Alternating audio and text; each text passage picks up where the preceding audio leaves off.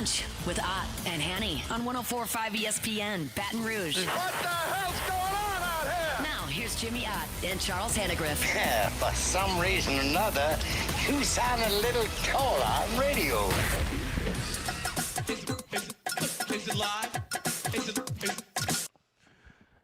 Good morning, Baton Rouge, as we come to you today. Live at lunch, live at Chris's Specialty Meats. Jimmy Ott, Max Gotro, Charlie on assignment today. And, as we pull up over here, Chris's Specialty Foods on Highland Road, right across from Rufino's. Let's pull it up with Charlie, squeeze a segment out of him because he is involved in a very good project that he's been a part of during the Memorial Days in the past. Charlie, what's going on, man? Tell our audience what you got going on today. Yeah, well, our foundation, Red, White, and Blue, which I'm on the board of, has produced on Veterans Day some fundraisers, and we put ourselves in with a group called Brothers and Sisters in Arms in Leesville, Louisiana.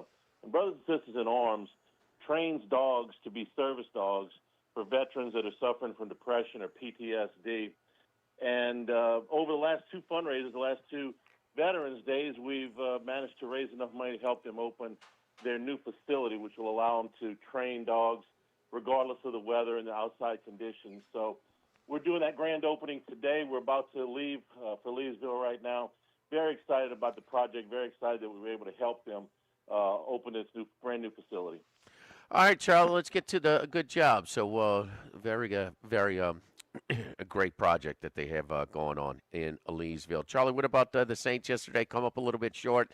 They did backdoor cover. That was another good day. What did we do yesterday, Max, on Football Sunday?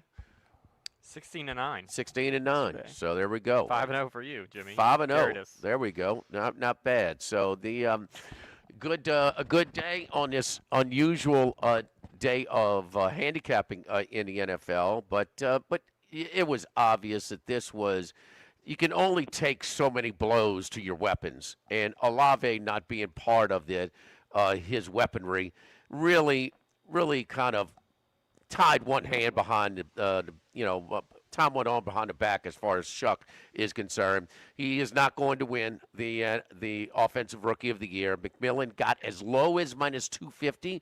Most of the game was around minus 450. But as Shuck and the Saints made a little run, he got close. But then once the game was final, it was over, and that was going to be the difference. And I could see him being a slight favorite this morning as we wake up. But nonetheless, you get the draft positioning. Your quarterback looks good. You got a top 10 pick in number 8. So, Charlie, when we go back to your goals at the beginning of the year, not far off.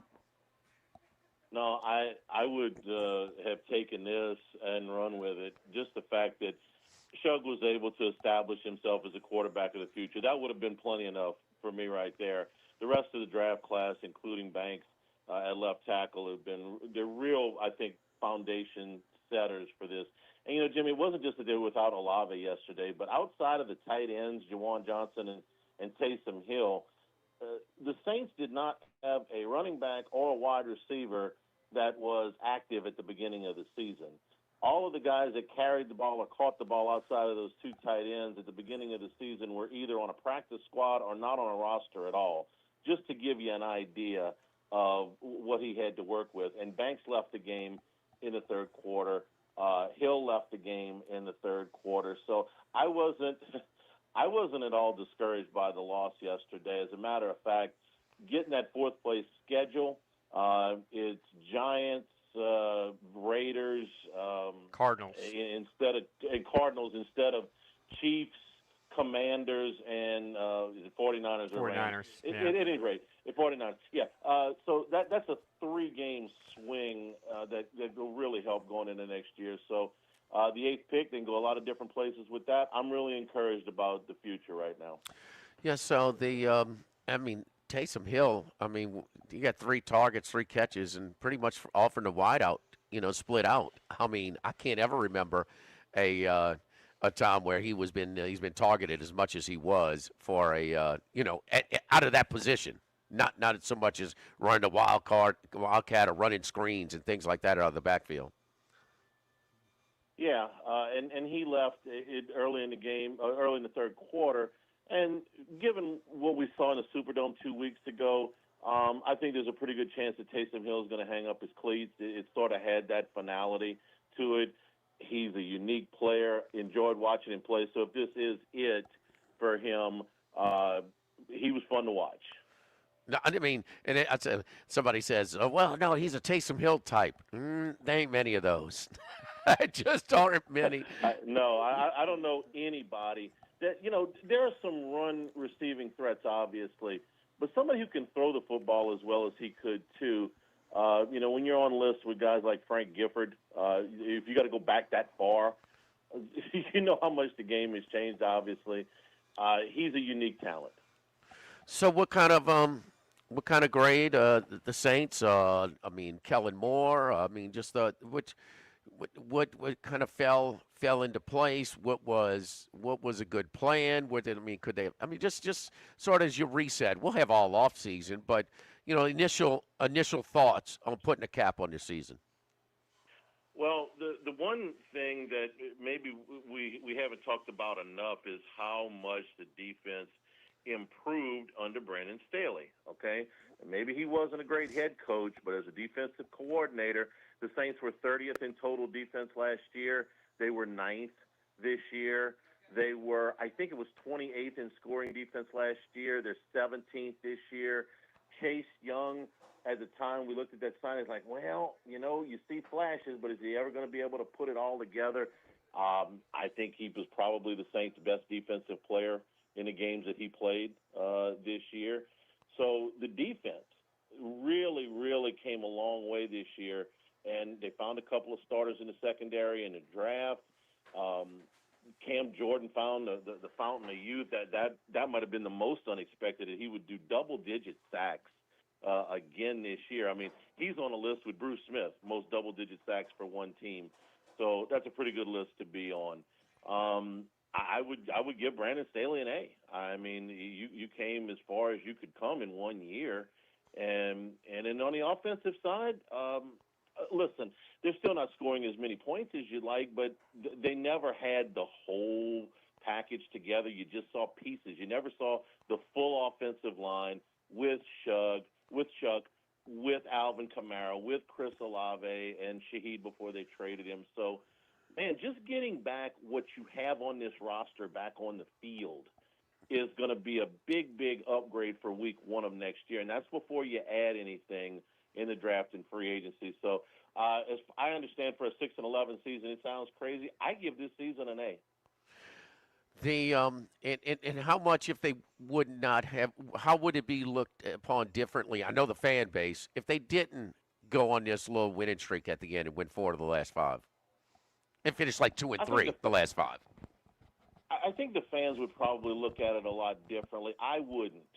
If Chuck had these exact same statistics, but the Saints had lost, a couple of these games, I wouldn't look at it any differently. To me, the difference is not that you beat the Panthers by a field goal or the Buccaneers by 4. It's that you found building blocks. It's that your rookie head coach, I thought, was way better in the second half of the season than he was in the first half, getting his sea legs kind of underneath him. Again, those defensive starters that they found.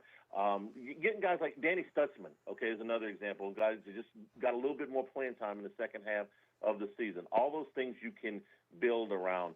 The winning streak was nice, but it was all against teams with losing records. So, again, finding those players was way more important than the actual W's in my estimation.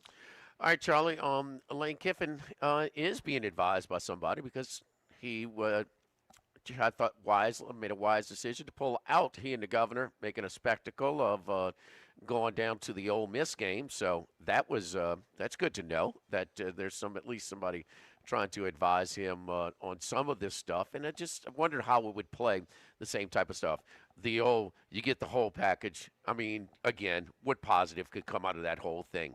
But I do have to laugh that Ole Miss's biggest win in modern football. We got to go back to Johnny Faught, and that's ways back. But their biggest win, I hear a lot of, he's they didn't need him at all. They showing they don't need him.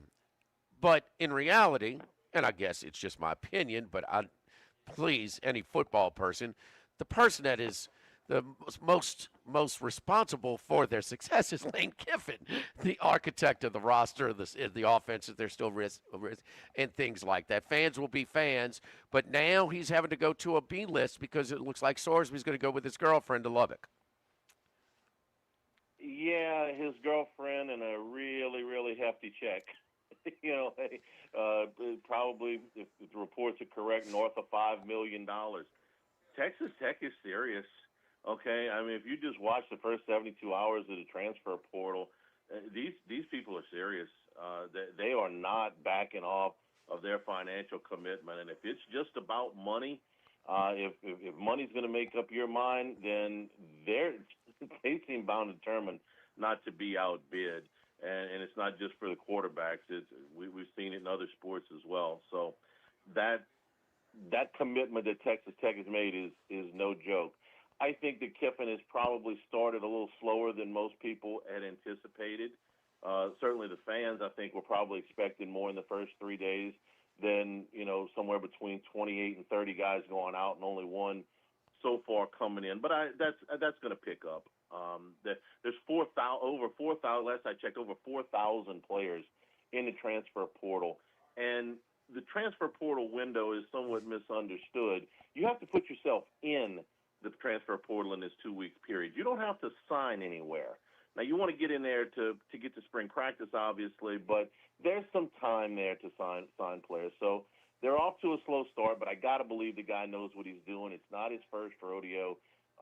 He rebuilt that roster at Ole Miss the first year. I think they ended up signing 32 kids maybe in that first year, and that was, at the COVID time. So the slow start, not exactly what maybe a lot of people were hoping for, but I'm not in any way panicking right now. What is a goal on a timeline moving forward?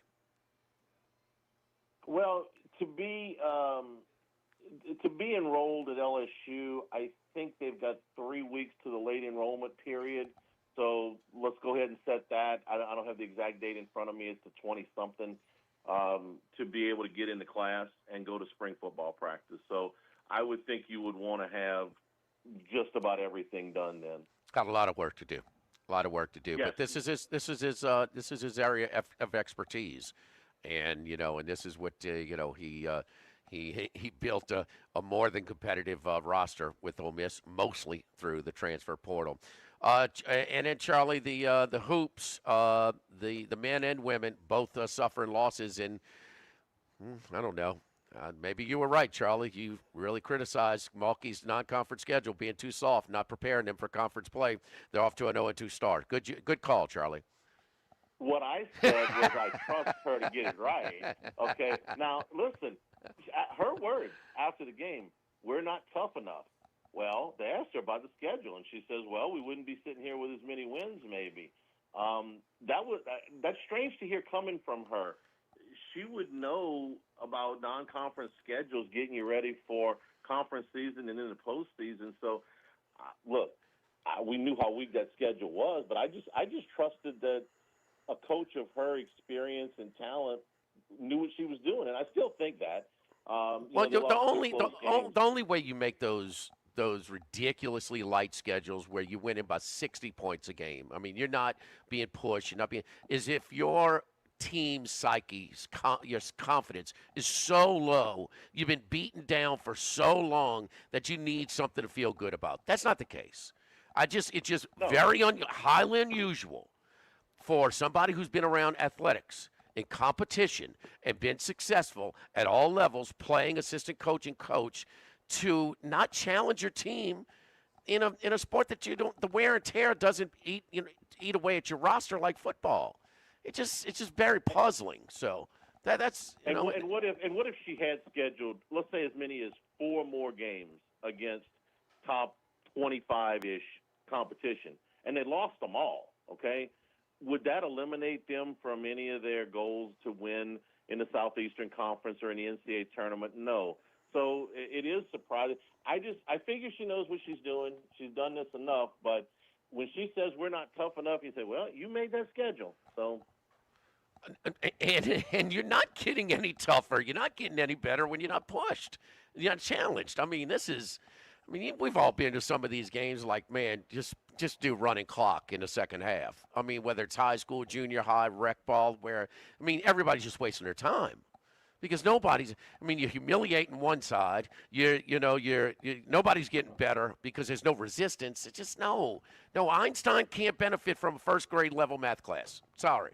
They just can't do it, So, but on the other side, the point guard was missed. Max, this is because Texas A&M's not any good. That's a bad loss.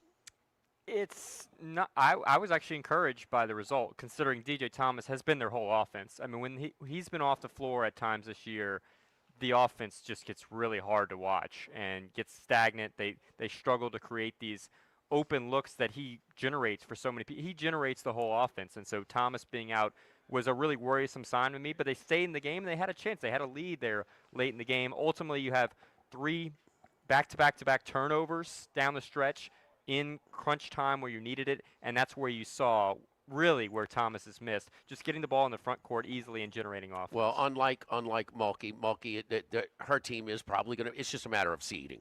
That is going to cost them, okay? That's it. If they stumble out and are not as prepared for conference play because of a ridiculously light schedule, she's still going to be in the tournament. That's not the case here.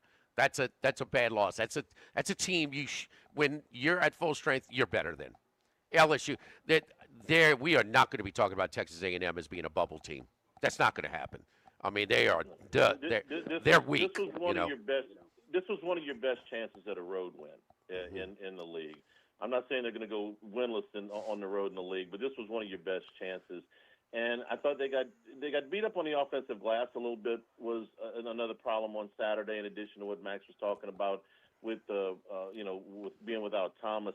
I'm going to tell you that when McKinnon shoots the ball well, they can stay in a lot of games. And he was 4 for 9 from 3. That's fine. The other day.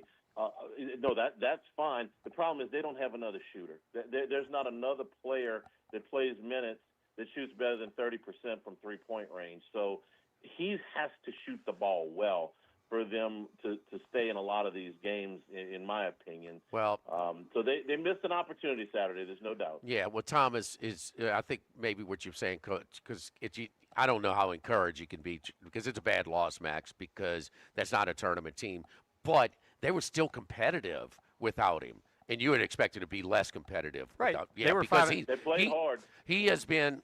Well, we hope so. I mean, it's a conference opener. I sure the hell hope so.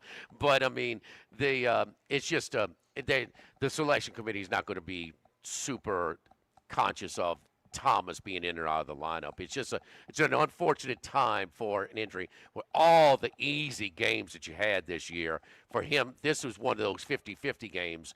And watch the game. If he plays, they should look like they would have won. Yeah, they were 6-point underdogs without him. Yeah. And I think, you get a chance to bounce back tomorrow at home against South Carolina. That's a team you should beat without Thomas regardless. But. Charlie, you're doing a good thing, man.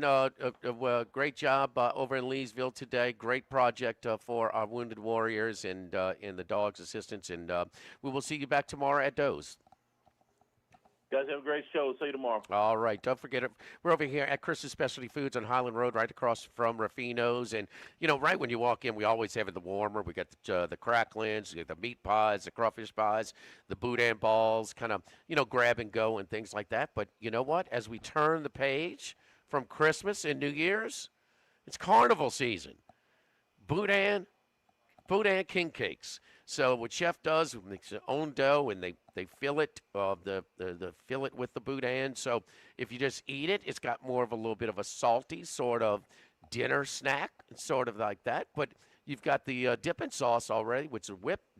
It's sweet, which can be a little bit more kind of a dessert. So kind of a lot of different flavors going different ways, Max, for these boudin king cakes. Yeah, boudin king cakes. I won't get one today because it doesn't start till tomorrow, Carnival. But yes, absolutely. I've had boudin king cakes before. More savory without the. I prefer it savory. I think the boudin king cake works as savory, but you can make it sweet if you'd like to. What do you mean carnival season? They got all kinds of king cakes and they're ready to go. Well, what do you mean carnival season I will not doesn't start? participate until tomorrow. What does January that mean? 6th, Whose officially. calendar is that? King Cake season starts tomorrow. That's a Bruley King Cake calendar? No, that's Mardi Gras, Jimmy. Is that the same? The Epiphany's tomorrow, so it's Oh, okay. All right. Okay. All right. So keep me straight on the calendar. You're also in charge of the transfer portal calendar, college football? no. Do not blame me for that. We'll come back. Don't forget, we've got Troy Macker telling us about the unusual betting, and it's a science, an inexact science. It's a little bit of teams trying, a little bit of teams resting, a little bit of teams playing with heart down the stretch. Like the Saints, and some teams that have kind of phoned it in, like the Jets. So there's a lot of moving pieces in handicapping that final week of the regular season. But we had a great day yesterday. Also, Mitch Moss. We're talking about these the awards markets, and boy, you saw a lot of movement. Well, it looks like Chuck is now down to 15-1, fourth choice for offensive rookie of the year. So McMillan goes over 1,000 yards on the Saturday game, even in a loss. He's the odds favorite, minus 1,000, so laying 10-1 there. But also Vrabel. Vrabel's now minus $4 at DraftKings to be the coach of the year. Shanahan was close. McDonald, you can make a case that McDonald did more than Shanahan did this year. Had a tougher schedule, but maybe. And also Matthew Stafford in a game where he really didn't play that well. He padded the stats kind of late with some touchdowns, some short touchdowns, and he had turnover-worthy plays that didn't factor into it. We'll talk about that as well. Mitch Moss from VEASAN does an excellent job with these awards markets with us at noon as well. It's live at lunch, live at Chris's Specialty Foods on Highland Road on 104.5 ESPN Baton Rouge. Live at lunch.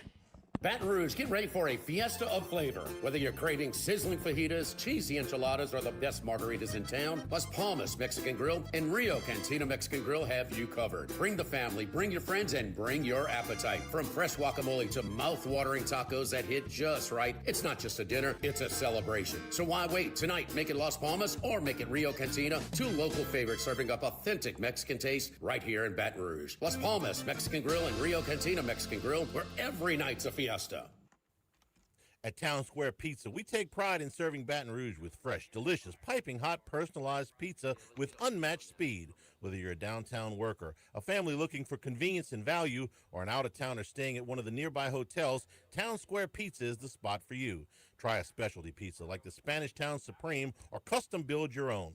Family packs, kids' meals, and salads are available as well. It's hip to be square at Town Square Pizza, downtown facing. What else? Town Square. Go Automotive has a great selection of new cars. Chevy, GMC, Hummer, Chrysler, Dodge, Jeep, Ram. You rather a pre-owned vehicle? Using our resources will help find you any vehicle that you're looking for. Our service department offers VIP service. You never have to come to the dealership. We'll pick up the vehicle at your home or office, drop off a loaner, service the vehicle, and return it when it's done. Mention my name, Jimmy Ott, for VIP pricing. The Chevy Tahoe I drive came from Go Automotive. That's Go Automotive in LaPlace and Plaquemine.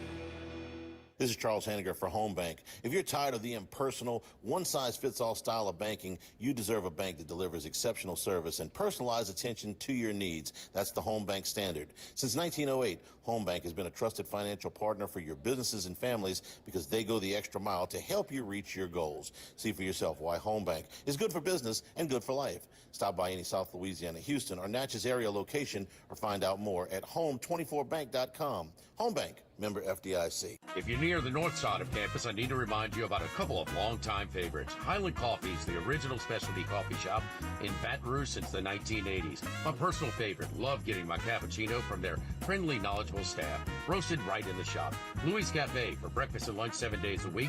The Mitchell Omelet, Cajun Hash Browns, Big Cheesy Lou, all served up in that famous open kitchen atmosphere. In Tigertown since 1941. A couple of great spots. Highland Coffees and Louis Cafe just outside the north gates of LSU. 1950, Phil's Oyster Bar started on Government Street. Then Gus Piazza took over in the 70s, and now his son Anthony is taking it to another level at the current location in South Downs. It's always been a Baton Rouge landmark. Seafood, oysters, po' boys, burgers, and more, all served up in an atmosphere full of sports nostalgia and tons of TVs to catch all the games. Seafood gumbo, crawfish cheesecake, or my favorite, the meatball quesadilla to start. Check out dinner and bar specials at philsoysterbar.com. You know we bleed purple and gold at Phil's Oyster Bar. are in the Southdown Shopping Center. Since the 1930s, Supreme Rice has delighted their customers for all of your favorite South Louisiana dishes. Whether you like the brown, long grain, medium grain, jasmine, or the new parboiled rice, Supreme Rice makes your favorite dishes even better. They even have a healthy low glycemic rice, a great option for diabetics and those who have high insulin resistance. Supreme Rice is proud to be part of the Climate Smart program, which promotes water conservation and reduces methane emissions so future generations of Louisiana farmers can enjoy the same benefits. For more information and great recipes, find them online at supremerice.com. ALS is a progressive and neurodegenerative disease, and we need your help to find a cure. The mission of the ALS Association, Louisiana Mississippi chapter, is to discover treatments and a cure for ALS, and to serve, advocate for, and empower people affected by ALS to live their lives to the fullest. Whether you are newly diagnosed, a military veteran, a caregiver, or someone looking to learn more about how to navigate living with ALS, they can help. Visit als.org to learn more. That's als.org.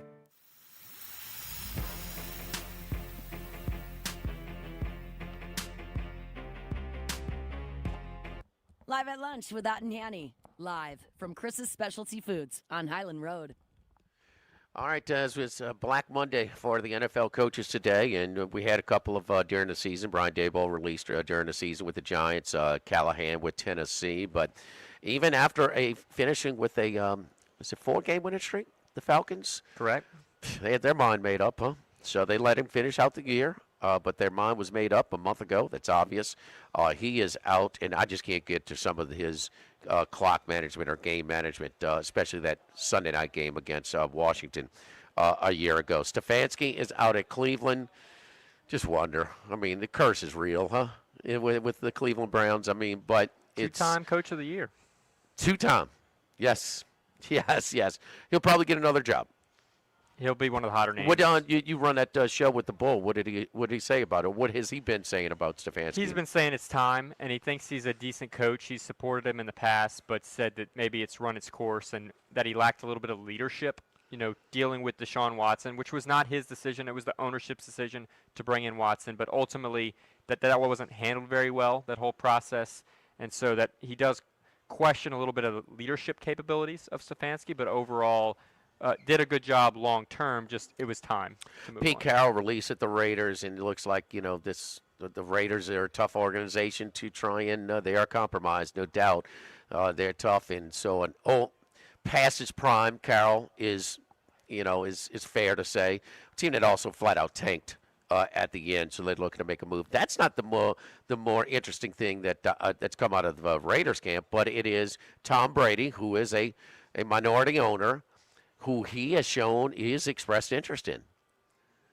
And you wonder about this guy, where his future is going to be, because he sued the last team that fired him. And Brian Flores, with the Miami Dolphins situation, who's had a really good run for the Vikings. They finished on a 5-game winning streak. They actually went their win total over with the win yesterday against Green Bay. So, and if you watch the Christmas Day game, I mean, they destroyed Detroit's offensive line in that game. So he finished strong again. But Flores, and you're thinking of Brady, thinks they need somebody to challenge them. They need somebody who's going to, just not baby him in this whole thing, because that it's interesting that Brady wants a little bit. He thinks that this club needs this type of leadership. Brady off to a rough start. He was part of the reason they brought in Pete Carroll, and it was a complete disaster. We know that we can question whether he can be a broadcaster and do both. He's in on these meetings and whatnot. It does seem like a conflict of interest, but he also is a part owner of Birmingham Football Club. He's going to parties everywhere. He's doing the broadcasting gigs. So how involved do you want Tom Brady if he's not fully there in this? You trust his football IQ, but is he staying into the game in terms of studying coaches and studying players, if he's going to be really involved in this future for the Raiders? A guy that had a kind of a bright, some people thought was going to be one of these young up-and-coming coaches. The Cardinals have parted ways with Jonathan Gannon. So that we are up to 6 now with that one, and I guess Kyler Murray. So they probably going to let him walk. I mean, how many coaches is Kyler Murray going to get fired? And Jacoby Brissett sometimes put up better numbers than him over the course of the season, which he appears to be a career backup. Some people think that he might be able to land a starting job. I'm not so sure about that. Yeah, look, Jonathan Gannon kind of dealt a bad hand a little bit here in terms of how many injuries. They were the most injured team by far in the NFL this year. They basically had a scout team playing defense for the latter half of the season. But I don't know if we knew it was going to work all that well. Even in his intro press conferences, it was a little awkward, and it just didn't work out. And it sounded like they were maybe planning to keep him, but they go the other way and fire him today. And from the last night's the loser, would he be of the Baltimore-Pittsburgh? And when they announced the primetime games, this is probably like, okay, Baltimore-Pittsburgh, how exciting is this going to be? What a game. What a game last night. I mean, and one thing you're going to have to lay some, they hit, baby. I mean, that is a physical brand of football, and give Rodgers credit. He made the play when he had to, missed extra point, then missed field goal. I think it was in a closed end. The open end is the toughest in all the NFL venues to kick it, whether it's Heinz, Acrisure Stadium, whatever it is now. But now we look at John Harbaugh. Could they possibly be considering a move with the Baltimore Ravens head coach? It seems possible at this point. It just seems like maybe it's run its course there as well. I know, like Stefanski, he would be one of the top names. The Giants would right away be a favorite to land John Harbaugh. He's competent. It just hasn't run its course with Lamar Jackson and his relationship. You got to side with somebody, and I'm not sure if it's that toxic between those two, but just in general, it seems like Baltimore has maybe seeing the light at the end of the tunnel when it comes to John Harbaugh. And a very volatile industry in the NFL. I mean, the two of the most stable organizations in all of football, Pittsburgh and Baltimore, battling it out. Winner goes on, and has a home game in the playoffs. A loser is down. So Pittsburgh and Mike Tomlin over the win total. How about the even with like a 3-game lead, even money to win the division.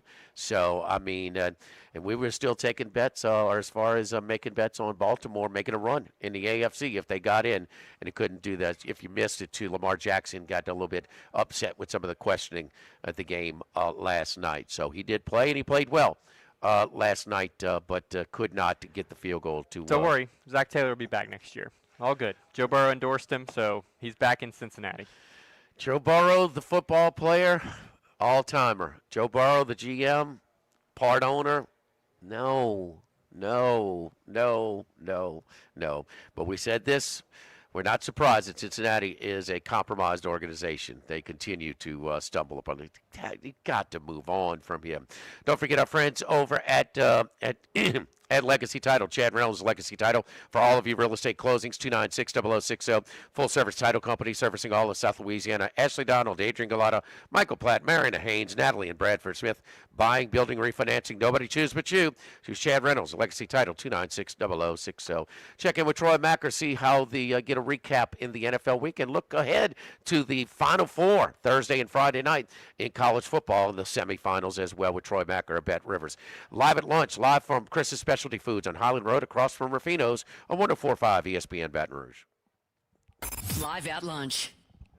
The Live at Lunch with Ott and Hanny Restaurant Club. Sammy's Grill on Highland Road. A hometown favorite for tailgating and watching LSU games since 1988. Snow Seafood and Steak for over 50 years on Airline, Highway, and Highway 74 in Gonzales. Dozy Place for hand-cut steaks on Government Street and Mid-City. Louis Cafe, a Baton Rouge landmark since 1941. Just outside the north gates of LSU. Finbom, sushi, burrito, poke, ramen at Burbank and Lee.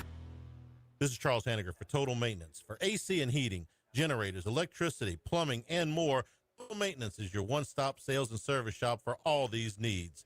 One of South Louisiana's oldest and largest AC and heating companies. Since 1980, their slogan has been service today, every day, so no one ever has to go to sleep hot. They're an authorized dealer for Carrier, American Standard, Daikin, and Rheem AC units, for Generac and Cummings generators as well.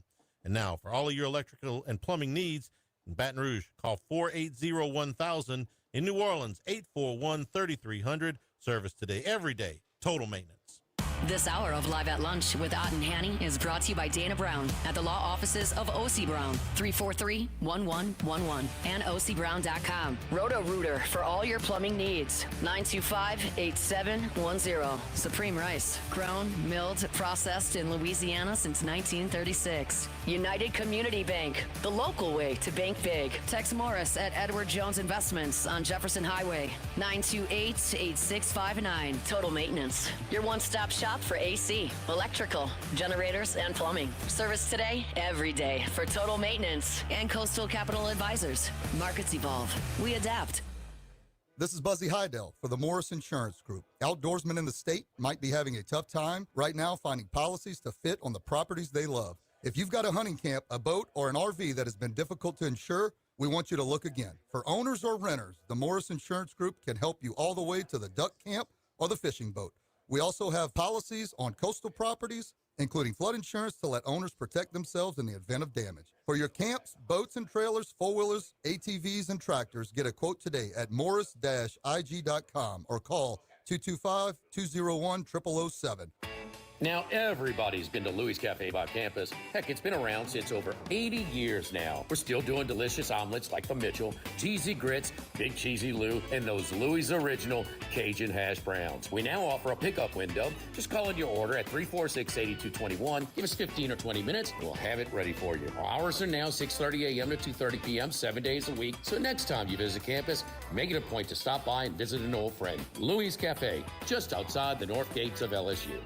This is Charles Hanniger for Coastal Capital Advisors, your full-service financial planners. When it comes to retirement, there are no two situations alike. So Coastal Capital Advisors will work with you, your business partners, your legal team, and tax professionals to make sure those goals are achieved. Coastal Capital Advisors will work for you. I know, because they work for me. For more information, contact Philip Fontenot and his great staff at 337-981-1376 or online at coastalcapitaladv.com. Advisory services provided by New Age Advisors, LLC, doing business as Coastal Capital Advisors as a registered investment advisor. Securities offered through New Edge Securities, Inc., member FINRA, SIPC.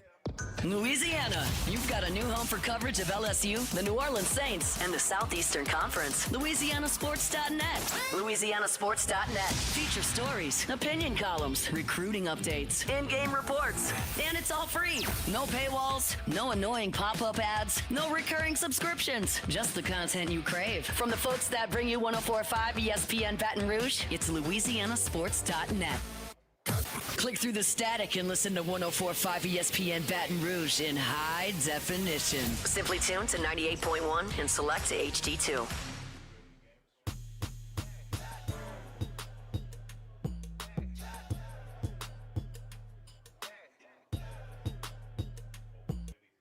Jimmy, Charlie, and Troy. Three best buddies sitting around talking sports bets. Let's welcome in Troy Macker from Bet Rivers.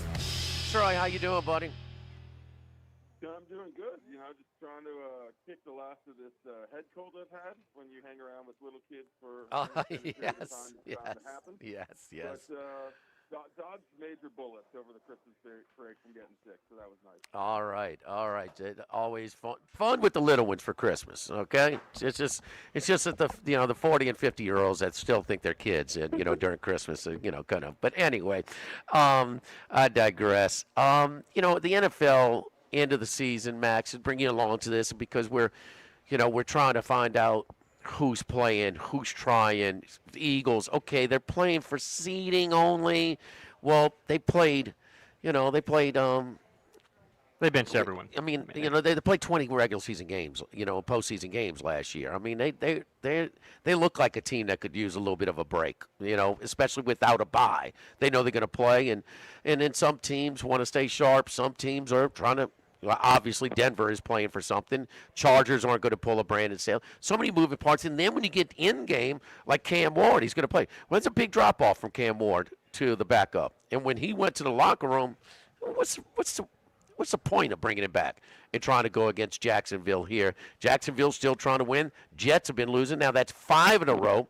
They were the first team to lose 4 straight games by 23 or more. Now that's 5. And so they continue to build upon their history.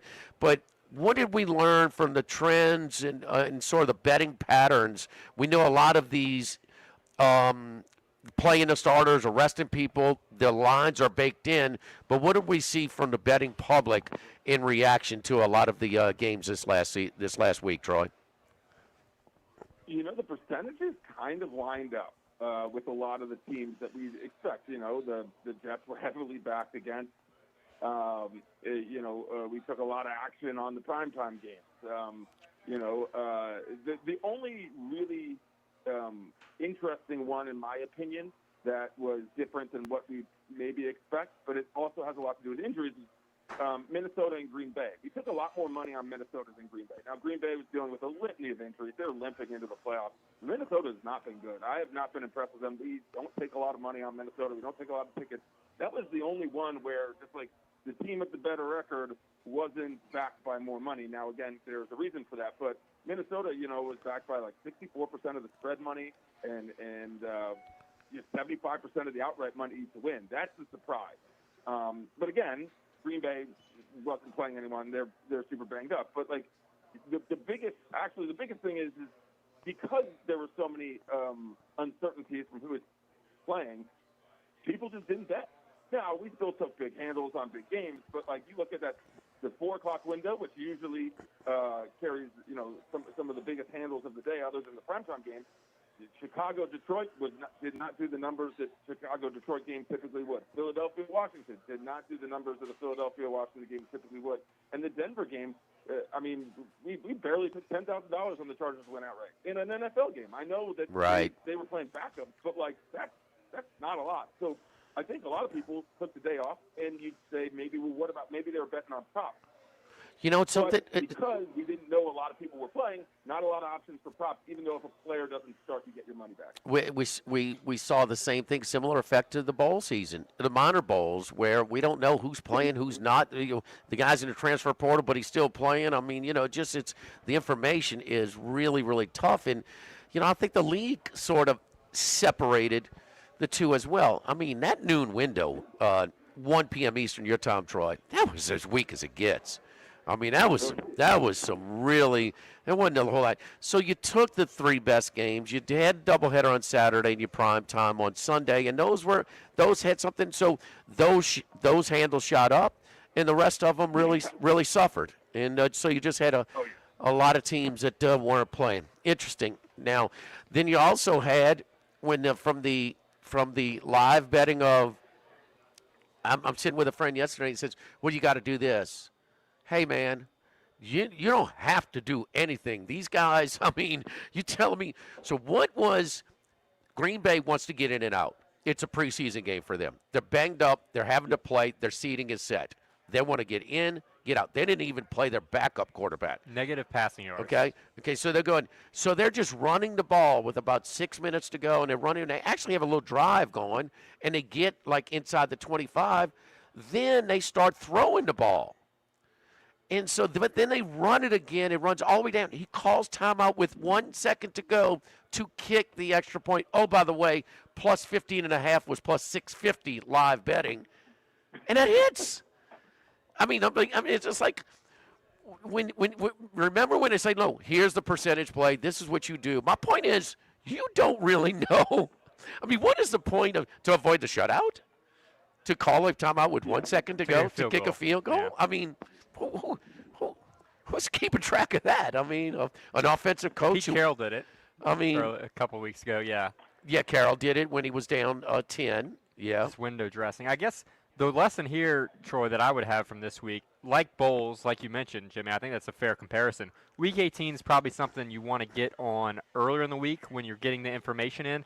I mean, I look at the Eagles were minus 7.5 when that opened up. They barely played anybody when all was said and done. The Chargers opened up at minus 9.5 last Sunday. They end up resting everybody. They're catching over 2 touchdowns when all is said and done. So this is maybe something we need to learn going into next year, that you got to get on these earlier in the week when the information's coming out.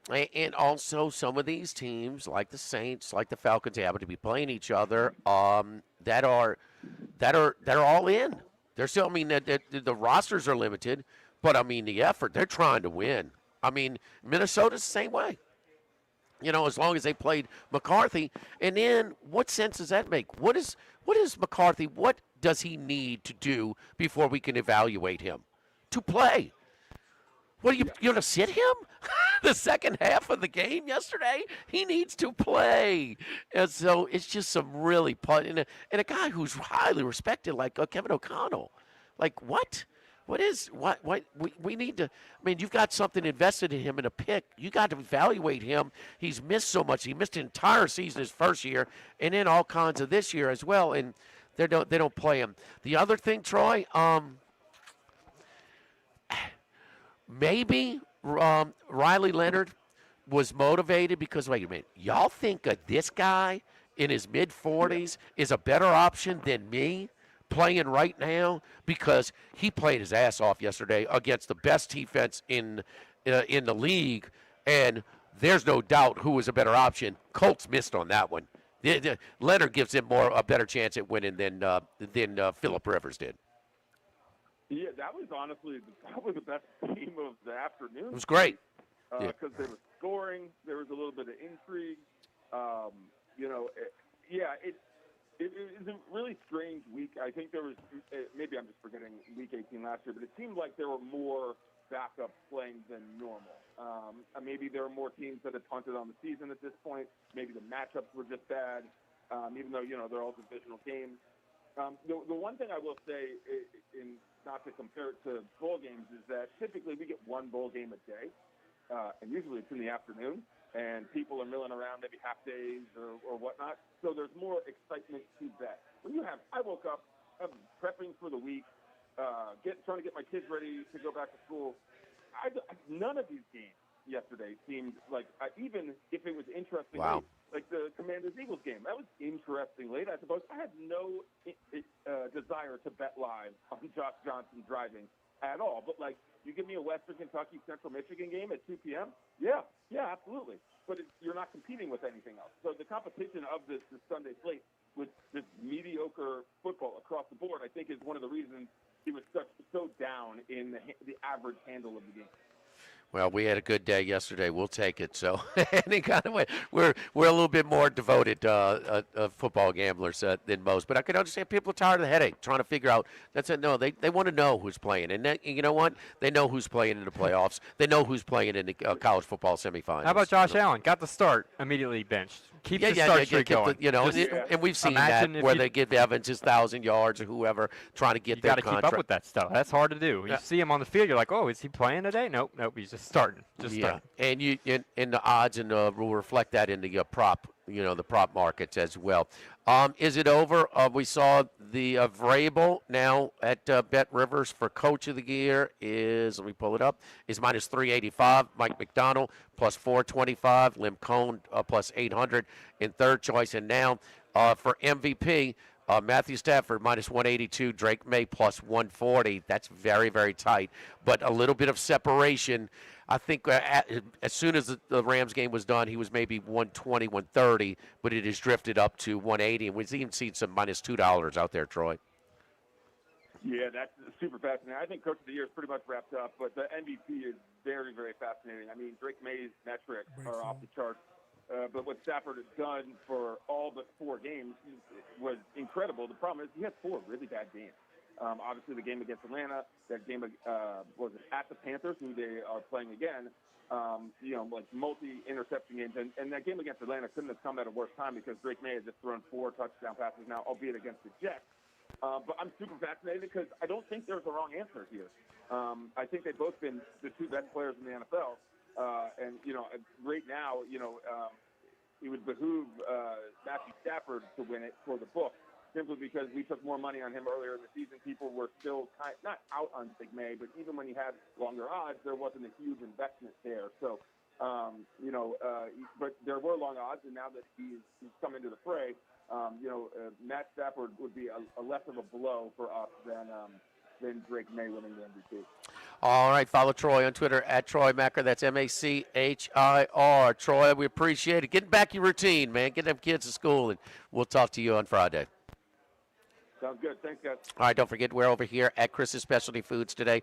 Chris's Specialty Foods on Highland Road, right across Highland Road from Ruffino's. And we've got Boudin King Cakes. Boudin King Cakes are over here. They're available. They're ready to grab and go, along with all of our other stuff. And was it any better than cabbage from Chris's Specialty Foods for New Year's Day? I mean, the cabbage and black-eyed peas, nobody does them over here like they do it at Chris's Special. Grab some from the cooler over here of all of our different things that you can do, the different sides. But the cabbage with the little sausage bits in it, you talk about delicious, really well-seasoned stuff.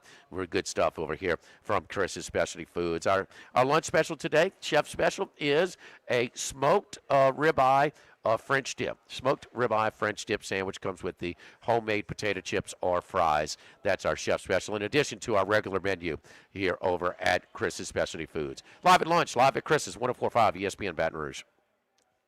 Live at lunch. The Pierre Part Store, and now the Thibodeau Store, your local experts in construction supplies. You know they can handle your contractor supplies for all jobs, big and small.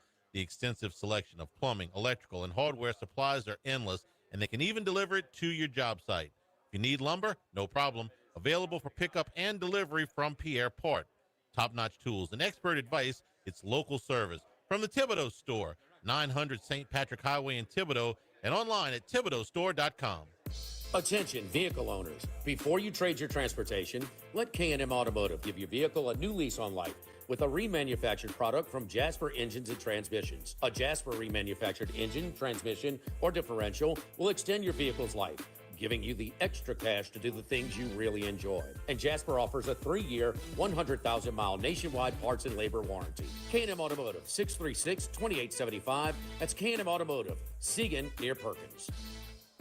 Workbox can handle all of your movable storage needs, commercial and residential. Our shipping containers come in various sizes, 8x8, 8x10, 8x20, or even 8x40 feet. Not just one size. These units can be customized for any use. Custom lunchrooms, offices, work sites for plumbers or welders, dual purpose, part office, part storage, climate control, shelving, lighting, using different materials, whatever you need. Give my buddy Martin Padial at Workbox a call at 343-4886, 343-4886, and workboxllc.com. Have you been arrested or even issued a traffic ticket? Everyone makes mistakes. Hi, I'm Dana Brown from the law offices of O.C. Brown. If you find yourself in an unfortunate situation with the law, call us today and we can help you resolve your problem, whether it's just a traffic matter or something more serious. No criminal matter is too big or too small for us to aggressively and effectively represent you. Before making any decisions, call us at 225-343-1111 for your free consultation. You can also visit us at ocbrown.com. The law offices of O.C. Brown, your law firm for a lifetime. By now, you know that we do our show every other Tuesday at the Crown Town Room at Dozy Place. The Crown Town Room is ideal for larger groups, or if you just want to watch the game on one of our 3 large TVs. The tamales are the most popular appetizer, but don't forget the seared tuna with a sriracha glaze. For the perfect blend of sweet and spicy, you can't go wrong also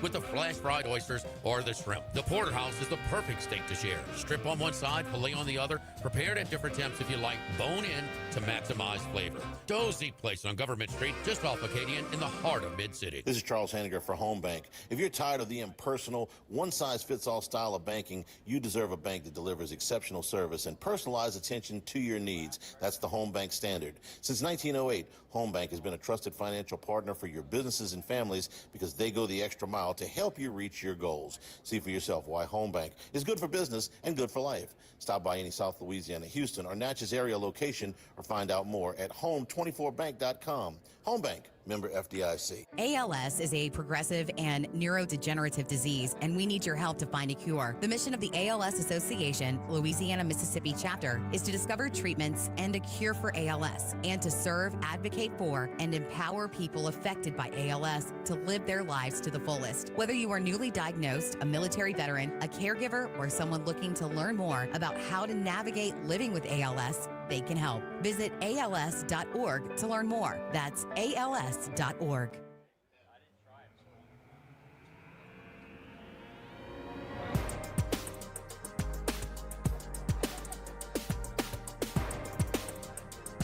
Live at lunch with Ott and Hanny. Live from Chris's Specialty Foods on Highland Road. All right, wrapping up hour number one. A little bit, not a ton of activity, but a little bit of wide receiver. It's nabbed out the transfer portal by LSU, Max. Yeah, the one real addition we've had so far, Jackson Harris, a wide receiver from Hawaii, kind of came out of nowhere this year. Played 2 years at Stanford, and when I say played, he was there. He barely played at all. Transferred to Hawaii this year. First 3 games, kind of a non-factor, but in this run-and-shoot offense, Michael Alhado got the ball to him. In his last 7 games, he played 10 games this year. The last 7 games, he had over 100 yards in 6 of the 7, finished with 11 touchdowns in 7 games. So he was almost a 1,000-yard receiver when all was said and done. But 6'3", 205 pounds from California, a sophomore, so you got some time with him. But Jackson Harris, the first big addition to this portal class. You want to talk about a coach maximizing his resources. I mean, Timmy Chang, that was a mess. I mean, as big of a mess as any Division I football program, and he's got them to respectability. They've gone over their win total last 2 years, but they went over their win total, a month ago this year? Yeah, it was 5.5, 6.5. They got to 9 wins. I mean, 9 wins. Pretty easy. Yeah. Yes, and they were supposed to be a 500 team this year. So bringing in a wide receiver from the Fighting Rainbow Warriors. The backup came in and threw that game winner on Christmas Eve to get the win against Cal and a come from behind win there. Our buddy Mitch Moss, we will see if you've got some investments in the awards markets for the NFL. Give us maybe some advice and talk about how this thing has come down to this point right now with the awards markets in the most notably Coach of the Year and MVP. It's live at lunch, live at Chris's Specialty Foods on Highland Road across from Rufino's on 104.5 ESPN Baton Rouge. With Caesars Rewards. Bet on gridiron action and earn perks on every game like hotel stays, bonus bets, game tickets, and more. Download the app using promo code Radio250BM, Radio250BM, and get your first bet matched as a bonus bet up to $250 whether you win or lose. Open to new users in Louisiana, age 21 or older. Licensed in Horseshoe, Ocean City, and Caesars New Orleans. Minimum odds minus 500. Award is non-withdrawable bonus bet that expires 14 days after receipt. Bonus bet amount not returned for winning bets. Void where prohibited. See Caesars.com/promos for full deterrent. If you or someone you know has a gambling problem, call 1-800-GAMBLER. Since the 1930s, Supreme Rice has delighted their customers for all of your favorite South Louisiana dishes. Whether you like the brown, long grain, medium grain, jasmine, or the new parboiled rice, Supreme Rice makes your favorite dishes even better. They even have a healthy low glycemic rice, a great option for diabetics and those who have high insulin resistance. Supreme Rice is proud to be part of the Climate Smart program, which promotes water conservation and reduces methane emissions so future generations of Louisiana farmers can enjoy the same benefits. For more information and great recipes, find them online at supremerice.com. This is Charles Hanniger for Coastal Capital Advisors, your full-service financial planners. When it comes to retirement, there are no two situations alike. So Coastal Capital Advisors will work with you, your business partners, your legal team, and tax professionals to make sure those goals are achieved. Coastal Capital Advisors will work for you.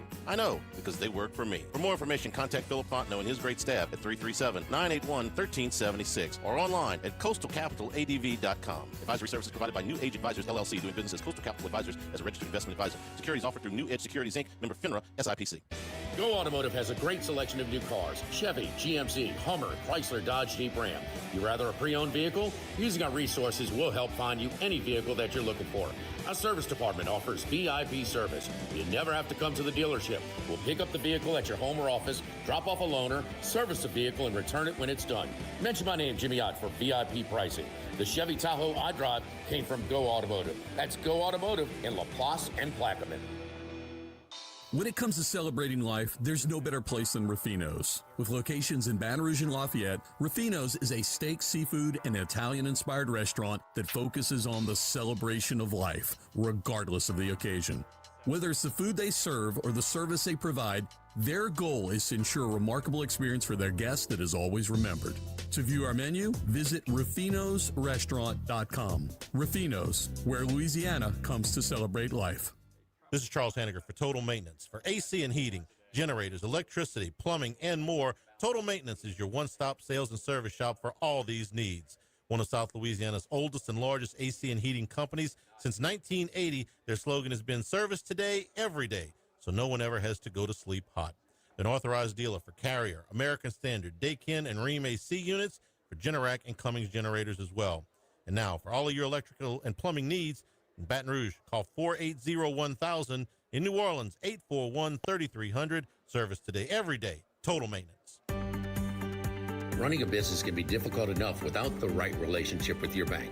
With United Community Bank's local business bankers, you're not just a number, you're a partner. Contact Heath Meir, Nicole Glover, Hunter Creed, David Campbell, or David Henry to discuss how we can help your business today. United Community Bank, the local way to bank big.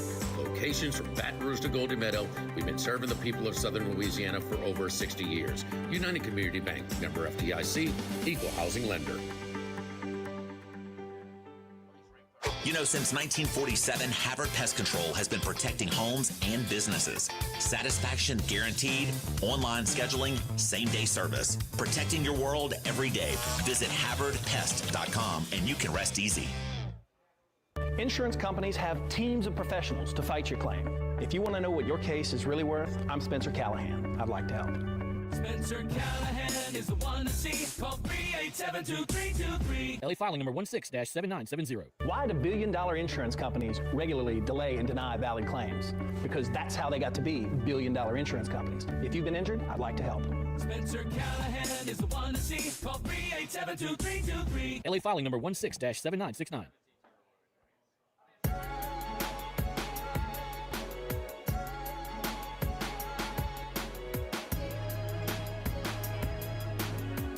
Live at lunch with Ott and Hanny. Live from Chris's Specialty Foods on Highland Road. Hanny with the day off. He'll be back with us tomorrow at Doe's Eat Place on Government Street in Mid-City. Today we're at Chris's Specialty Foods on Highland Road right across from Rufino's. And they're available now. Carnival season starts tomorrow. The Boudin King Cakes over here prepared by the chef here at Chris's Specialty Foods. Well, kind of a nice seg because our next guest, his wife is formerly trained chef. So he eats well, so he knows. He's been to South Louisiana before. My buddy Mitch Moss from Beeson. Mitch, how you doing, buddy? Hey, man. Happy New Year. How are you? Happy New Year. How's the little one, man? Enjoying Christmas? Enjoying the holiday season? Yeah, now that he's a little bit older than a year and a half old, it's a little bit different than last year for his first go-around. So it was pretty cool to see that, as hopping into this for the first time ever as a parent. But what it means to someone around 20 months old was a pretty awesome couple of days, no doubt. That's awesome, man. Good stuff. Good stuff. Did you have any personal sides or plays in the future market, the awards market for the NFL, in maybe where you could have maximized profit or you didn't, or because it took a strange turn. Max and I brought to my attention. What was the night that was it the night that the Rams lost to Seattle, where Stafford's? What game was that, Max? This was last week where he was plus 450 during the game against the Falcons where they had a chance to Yes, Monday win. night. Monday night, we got anywhere from plus 450 to plus 550. We thought that it was an overreaction. We're hoping that San Francisco loses because McVay can say what he wants, but if they're not playing for anything but seeding, I just can't. I can't see him rolling out a whole lot of starters, including Stafford. And then you watch the game yesterday, Mitch. Man, he threw about 3 or 4 passes that should have been intercepted, but it came out all right. He padded the stats at the end, and now he's the favorite. If you got Stafford tickets, would you be looking to hedge at some of these odds with May right now? I don't think I would be. I think I'd only be looking to add more, to be honest. Now, having said that, I do have May at a big number from early October, but I just think that he's completely up against it, unless the voters are going to say, well, Stafford did not win his division. He's the 5 seed, and we have not given it to a quarterback in that situation since 2008 with Peyton Manning. But he became the second quarterback, I think, in the last 50 years to lead the league in passing yards, passing touchdowns, and TD to INT ratio. The last guy to do it was Brady, undefeated Patriots in 2007 when he had Randy Moss. His numbers are basically lapping the field. Now, if you want to break down yards per attempt and the EPA per play with May and some of the advanced metrics, what they mean, and I don't know if enough voters out of the 50 who actually have will look at it that deep. And this could also be May's only been in the league for a couple of years. Stafford didn't know if he was going to come back this year. Could be more of a career achievement award for him. He's never won the award. I think that'll all well.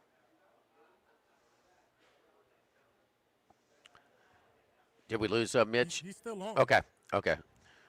He cut out for a second. So we're talking to Mitch Moss and Veasan, talking about the career. I think the career achievement part of this call him again. is very real. So I mean, it's just.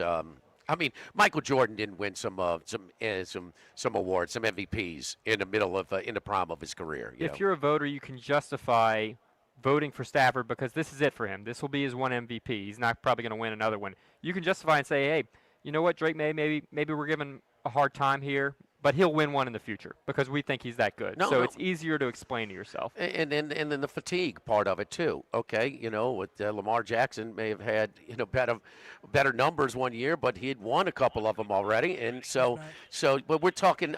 We lost you for a second, Mitch, but we're talking about the career achievement element of this voting. We think it's very real. And a guy like Matt Stafford, so to have clearly a better season than he did when they won the Super Bowl. Yeah, no doubt about that. I think that will probably weigh in. And, just again, when you look at the overall schedule as well, I mean, the Patriots have had one of the easiest schedules in the league going back the last, 15, 20 years. Meanwhile, I saw something going into Week 18 that the Rams played the toughest, I think it's the toughest schedule for a playoff team since 2004. Yeah. Like, doesn't that factor in as well? I get it. It's the NFL and you have to play who you play. You can't get away from that. But, I mean, that whole thing has to outweigh the May opponents. And people are going to say, like you brought up the stat heading yesterday. Well, didn't May do the same thing against the Jets a week ago? So I just, at the end of the day, I think Stafford is going to maybe even potentially run away with the award. And I think that you guys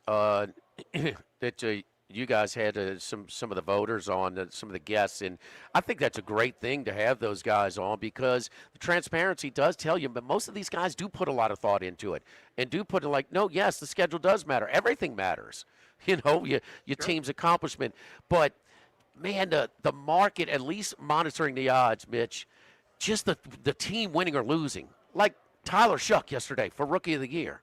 I mean, they took Olave away. I mean, he's throwing to Uber drivers, man, yesterday, and almost pulls it off. And so, but with every win, and I firmly believe that he's done now. But had they won, and he takes over a 1-7 team and goes 6-3, he might have been the first quarterback with less than 13 starts to win Offensive Rookie of the Year. But the result of the team. I mean, just talk about, overreaction sometimes, or just kind of, these individual awards, a team awards itself as well. Oh, no doubt about that. I mean, so I'll give you an example. The Coach of the Year. You had multiple national media members. I think some of those people actually have votes as well, saying that, and they may not have. So if I'm wrong on that, I'm wrong, and I apologize. But strong voices out there suggesting that Shanahan absolutely had to be the look before the game against the Bears and going into the game against Seattle with all their injuries that they've had when you factor in everything. Like, nobody has done more with less. And they also had a very easy schedule. But when you lose Purdy for half the season, you lose Bosa for the entire year, Fred Warner for pretty much the entire year. You don't have Ayuk at all. You lost Deebo Samuel in the offseason. Kittle misses 6 games. Pearsall's in and out of the lineup the entire time. But that's to play for the 1 seed, and he was the short shot at least one national book, and then they lose the game, and now it's 300-1. Like, that's crazy talk to me. Like, yeah. Now these awards are not even up in Nevada anymore, but I might have to make a drive to Arizona to add some Kyle Shanahan at 300-1 because so you lost the game playing for the 1 seed, and you drop from it's either him or Vrabel to now he has no chance. Like, what are we doing here? Like, that's just a complete overreaction. And when the Niners were driving in that game, had they scored to make it 13-10, again, his odds were coming back down. But then when McCaffrey drops the pass, it gets picked off, he balloons back up to 22-1. Like, that's his fault? Like, what? The whole thing is crazy to me. Yeah, but to profit at it, and you've done very well at it, you've got to try and get in the heads of the voters instead of trying to scream at the raindrops and tell them that they're wrong. I mean, because, you want to have the right side or you want to have the winning side, so it's... That's exactly right. And so that's I'm glad you said that because a lot of the stuff, we could have a conversation about who we think should win or who we would vote for. at the end of the day, that means nothing. You have to figure out who the voters are going to go with, because that's going to ultimately pay off your bets that you have. All we need to remind ourselves is a little bit of history. And Michael Jordan in his prime didn't win a couple of MVPs, okay, in the NBA. So, I mean,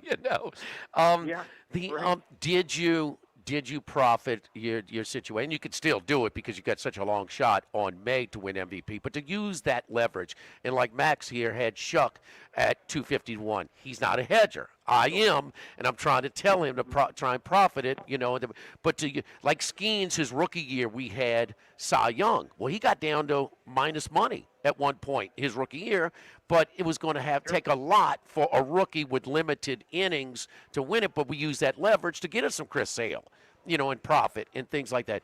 Did you get some Stafford at plus money over the weekend or earlier? Oh, yeah.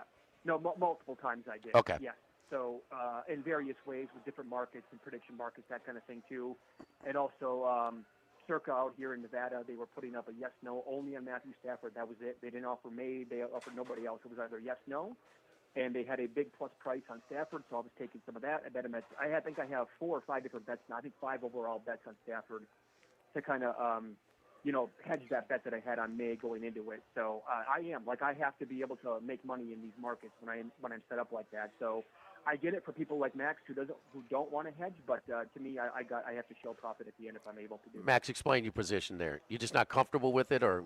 Well, it's kind of like golf bets. If you have an outright winner and you have a play and they get to a playoff, it's a 2-horse race. To me, you should either always hedge or never hedge, because if you're going to pull your hair out, to me, if you try to decide here or there. Now, I get there are instances where you feel like this is still a good winning ticket, and there are some instances where your mind kind of changed and you're a little bit worried about losing. So it's whatever you're comfortable with. If you're not comfortable with losing all that money, then go take it. If it's life-changing either way, then yeah, you should absolutely take it. But if it's not life-changing either way, then I'm in favor of riding it out, but that's to each their own. Hey, Mitch, what about yesterday, too, in the business of like, the coach is going to do this, coach is going to – sometimes you don't know what the hell they're going to do, okay, especially in Week 18, the NFL. So I've got Minnesota because McCarthy was going to play. As soon as they put the backup in, I'm trying to hedge in middle, with Green Bay, including the last drive with about 6 minutes to go. Green Bay looked like they were content but they might kick a field goal.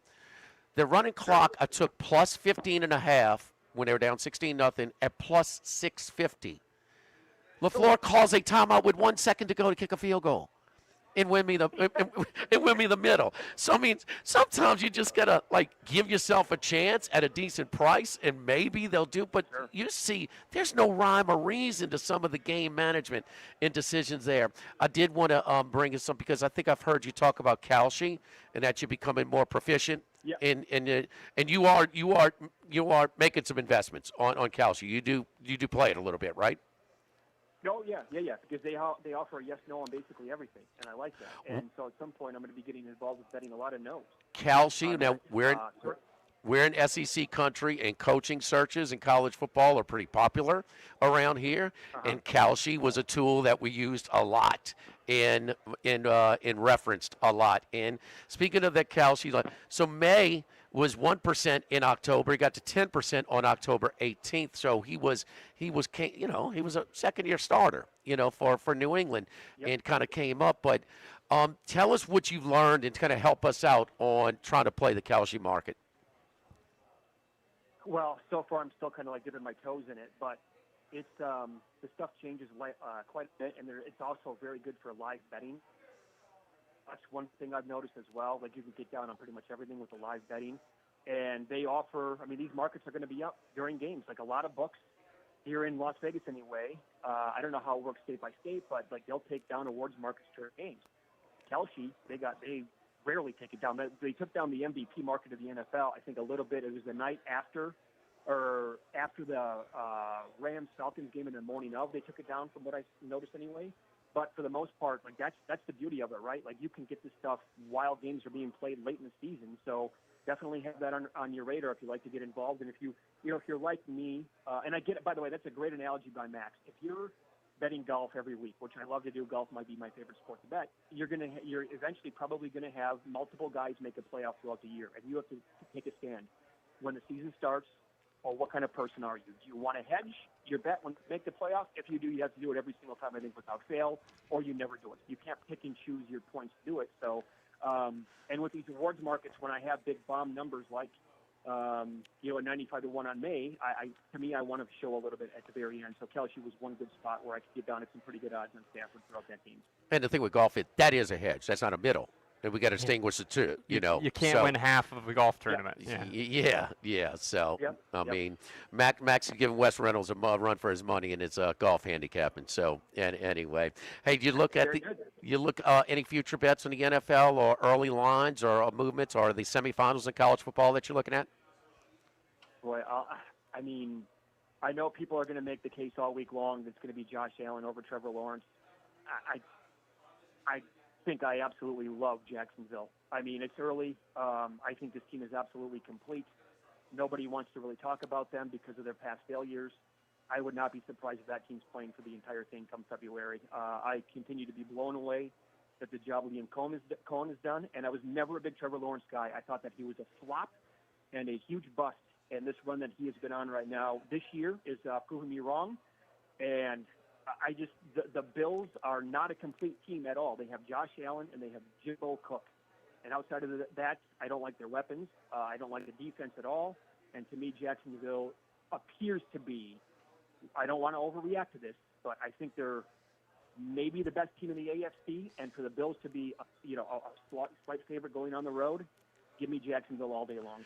That's the one that jumped out at me as well, and it's a classic case where we'll announce the playoffs. It's a different game, and you've got a team with all the playoff experience in the world, and and the coaches and things like that. But I think he's been part of the underachievement for the Bills in the postseason as well. On the bench, and and look, 6 weeks ago we're trying to discuss is Lawrence a bust or not? So, and for him to be playing like that is, and also 9 rushing touchdowns this year. I mean, he's a load to deal with. But Cohn is and then I got Vrabel money to win Coach of the Year too. So I'm fortunate, but man, they got 7 coaching jobs or 8. It's been unbelievable.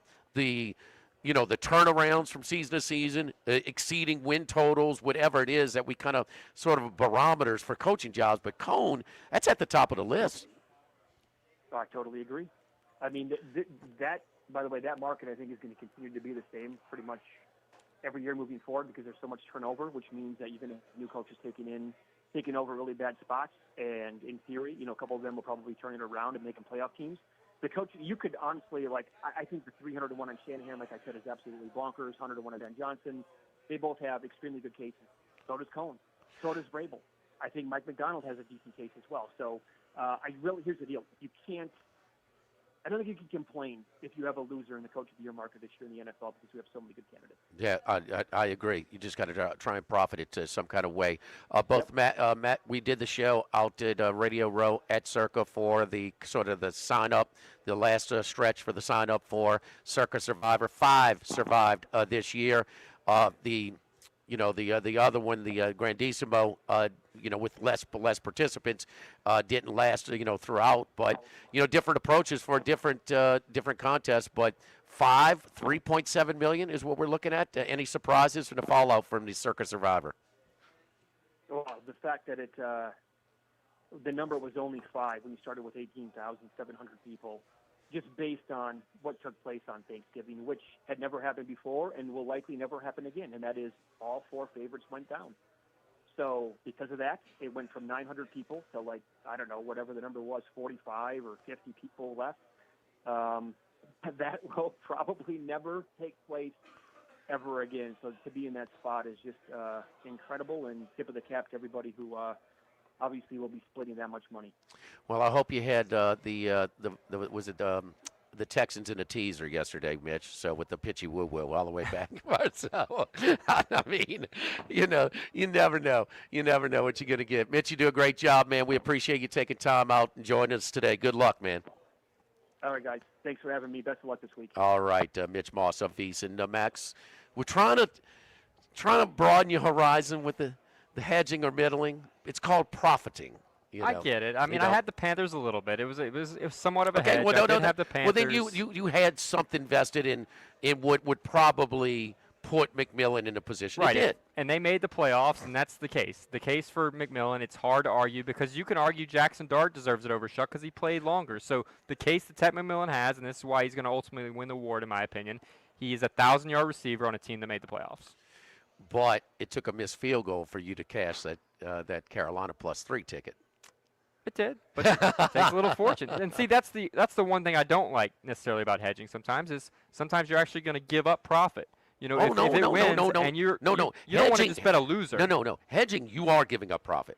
No, middling, you're increasing your chance of the payoff. No. Sure, but even hedging, trying to middle, you're losing sometimes. You know, you're going to lose more. Some part of the middle is you give some of your profit back. Yes, you're insuring your original bet, but you're also increasing your potential payout. So, if there's a feel to it, you know, and part of it is I would not advise that to anybody who's not watching the games themselves. But if you can't see that, oh wait, this scorer might shut down when McCarthy goes out, no matter what you think of McCarthy, but that backup, he's one of the all-time worst. Or Brosmer or whatever for the Vikings. Max I mean, come on, man. I mean, this guy. I raised you Brady Cook. He's pretty bad for the Jets, too. But. And that's why we continue to bet against him. Yeah. You know, and so we bet. And so what is the Bills did? I mean, even Trubisky is way better option. He's got way more starts. And then, so Clayton Tune. Clayton Tune. Give me some against him. But I'm going to tell you, for the people at Stafford, MVP, like us, we got lucky. Because he was hitting DBs in the hands and the shoulder pads. It was a rough start. They had to settle for field goals countless times early in the game. And he just had a bad start. And May was not having a great day, but then they pulled May. And so Vrabel, who tried to run Henderson a few times to pad his stats for Offensive Rookie of the Year and has done some May as well, he's looking past as far as he's prioritizing their playoff run. So interesting stuff out of Mitch. Mitch is very good at the futures market, the awards market. Does a really good job. Don't forget my friends at Dana Brown at the law offices of O.C. Brown, your law firm for a lifetime, 343-1111 and ocbrown.com. Doing the succession for my dad's property and things like that. My goodness, I don't know what I'd be doing if I didn't have Dana and his team of attorneys helping me out. Miss Susan doing a great job doing all the legwork for us because I would be absolutely lost. Got in a wreck. A girl pulled out in front of me, totaled my car. Airbags deployed. I got to see the doctors. I got to find a rental car. I got to try and get to. I mean, the whole thing, man, it's never convenient. It's a pain in the rear end when you get into an accident like that, but he's going to make it as pain-free as possible and help you out, deal with negotiate all of this stuff with the insurance companies to get what you deserve and to get you moving along and get you back in your routine of things after an unfortunate situation. Downtown Dana Brown, take advantage of their initial consultation, 343-1111 at ocbrown.com. Live at lunch, live at Chris's Specialty Foods on 104.5 ESPN Baton Rouge. Live at lunch. The Pierre Part Store, and now the Thibodeau Store, your local experts in construction supplies. You know they can handle your contractor supplies for all jobs, big and small. The extensive selection of plumbing, electrical, and hardware supplies are endless, and they can even deliver it to your job site. If you need lumber, no problem. Available for pickup and delivery from Pierre Part. Top-notch tools and expert advice, it's local service. From the Thibodeau Store, 900 St. Patrick Highway in Thibodeau, and online at thibodeaustore.com. With all of the financial headlines, are you worried if your retirement savings will last? The market's ups and downs can keep you guessing, especially if you're approaching retirement or considering it. If you have more questions and answers about what's next, let's work together to help ensure you're prepared for your journey. After all, retirement isn't the end of the trek, it's a new beginning. Stop by your local Edward Jones advisor. Tex Morris on Jefferson. Edward Jones, member SIPC.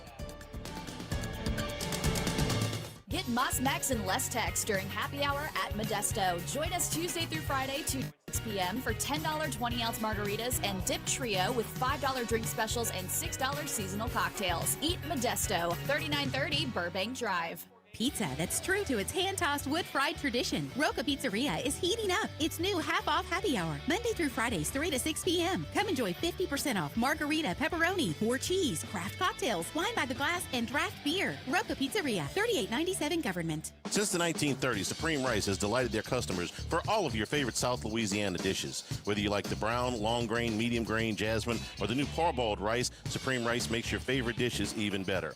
They even have a healthy low glycemic rice, a great option for diabetics and those who have high insulin resistance. Supreme Rice is proud to be part of the Climate Smart program, which promotes water conservation and reduces methane emissions so future generations of Louisiana farmers can enjoy the same benefits. For more information and great recipes, find them online at supremerice.com. The Grand Bayou Casino, conveniently located off I-10 at exit 139 in Grostead, offers the latest video poker machines 24 hours a day, 7 days a week. Got a great staff at the Grand Bayou Casino. Our inviting staff will greet you with complimentary coffee and sodas as you enjoy listening to the curated tunes in our comfortable seating. Make the trip to Grand Bayou Casino, where players are welcome. The Grand Bayou Casino, I-10 at the Grostead exit. If you or someone you know has a gambling problem, call 1-877-770-STOP. The Grand Bayou Casino. This is Charles Hanniger for Home Bank. If you're tired of the impersonal, one-size-fits-all style of banking, you deserve a bank that delivers exceptional service and personalized attention to your needs. That's the Home Bank standard. Since 1908,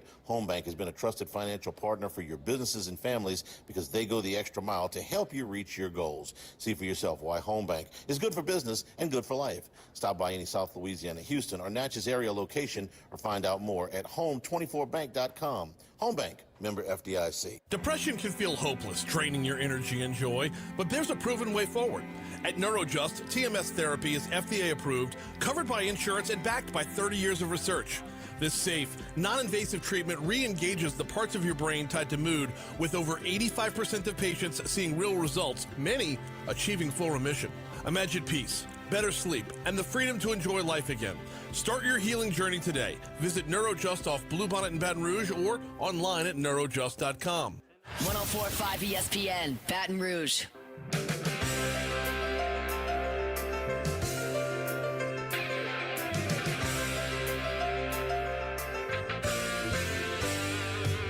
Live at lunch with Ott and Hanny. Live from Chris's Specialty Foods on Highland Road. All right, Max, any of these lines jump out at you besides the Jacksonville game?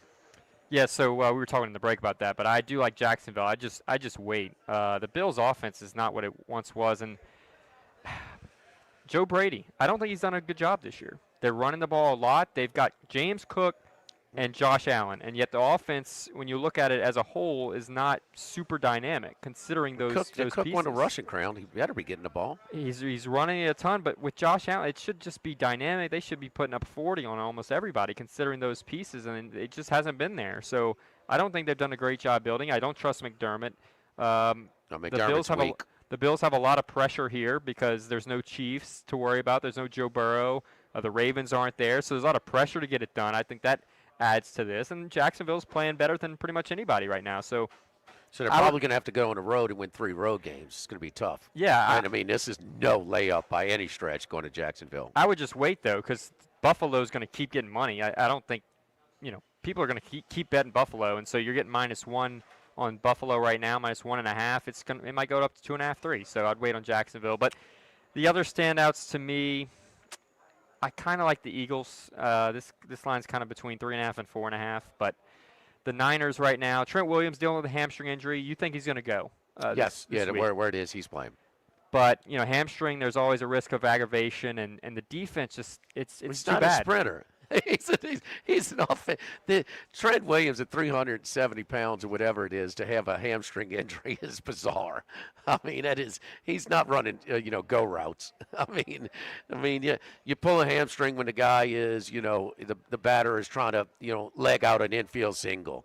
A guy is broken open and the receiver's broken open. And he's trying to sprint home to the end zone past the secondary. When you 100% exerting. How much is he exerting in his running that he pulled a doggone hamstring? You never know. You never know. He's so important for them. So he's historically important as far as if they had a plus minus for for offensive linemen, he'd be way, way up there. So. And then Chargers Patriots. That's kind of a weird Sunday night football game that they chose that one, but I'm excited for this one. I think there's going to be points. 46.5 is the total. The Patriots defense, they give up some plays. The Chargers, meanwhile, I mean, they can be exposed on the back end of their secondary. So you think Drake May can certainly do that if capable. So Justin Herbert, he's got this tendency, reputation. It's a very small sample size, though, of bad playoff games. He had a really bad one last year. He had 3 interceptions against Houston. It was a disaster game. But he has had a very good year despite the offensive line being as banged up as it is. So I think we're going to see fireworks in that game. I think the Chargers have a real chance in that one despite, the Patriots being as good as they are. So I kind of think we see more offense than expected in that one. Rams a big 10.5-point road favorite in the playoffs. And remember, the Panthers beat them in the regular season, right? This was the game where you saw Stafford throw 2 back-to-back picks on drives when he had that big interception streak going, games without an interception. Right. So the Panthers got it done in the rain in that game. But one was a pick 6. Yeah, and that kind of flipped the game. So the Rams are in payback mode here, but do you really trust the Panthers? I can't. Well, the interesting part is you have some of these first-time coaches, like Carolina. This will be his Canales' first playoff game for the as head coach against the Rams, who've played their fair share, and a guy like McVay. Same thing with Chicago. This is that young rookie coach's first playoff game against LaFleur, who's usually in the playoffs and played a lot more. The quarterback and also the head coach. And so that's what you have with the Bills in Jacksonville. Now, Jacksonville won that game, the comeback game against the Chargers, and were competitive at Arrowhead against Kansas City. So they have a couple, but not close to so this will be Cohn's first playoff game. So it's a lot of playoff experience disparity, mismatches, and the betting public's going to bet those experienced teams and the coaches and quarterbacks. Well, I think I was going to get to the quarterbacks. You talked about the coaches, but any concerns about Drake May making his first playoff start? Any concerns about Bryce Young? I'd certainly be concerned there. But I mean, you've got Vrabel's been around a little bit more. Sure, so he's at least got Caleb Williams with the Bears. I mean, first playoff starts. Yes. These are hyped games. The Bears are going to be ready to go. The Patriots, they're both at home, so maybe that favors them a little bit. But these are playoff atmospheres. It is certainly different in that regard. And the thing that it is different. You don't see as many interference calls. You don't see as many flags. Period. So they have more of a kind of let them play type of approach, and because of it, you see scoring go down. So I'll be on this. I think it was 5-1. Last year, but the unders. So the unders are going to be something that I'll be on as well. First half and for the game, because it just is a little bit of it's a little bit of like that first half in the college. In the March Madness. The problem is too many people have jumped on that to where the numbers are ridiculous. Numbers are very fair here in the mid to high 40s. For most of these games. Carolina and the Rams at 46.5. Same number with Chicago and Green. I think Chicago Green Bay, that's an under game there. 51.5. Jacksonville and Buffalo, a big number there. San Francisco and Philadelphia 46. Same thing with New England and Chargers 46. And the lowest is 39. You think in Houston, not just the Denver Broncos, you're concerned with as far as finishing their defensive play. Well, the Broncos have been not as good defensively for like 2 months now. I'm just asking questions because I do think the Texans probably have the best defense, although Seattle could give them a great run for their money. But let's look at the last 4 games for Houston. They played the Cardinals, the Raiders, the Chargers, and the Colts.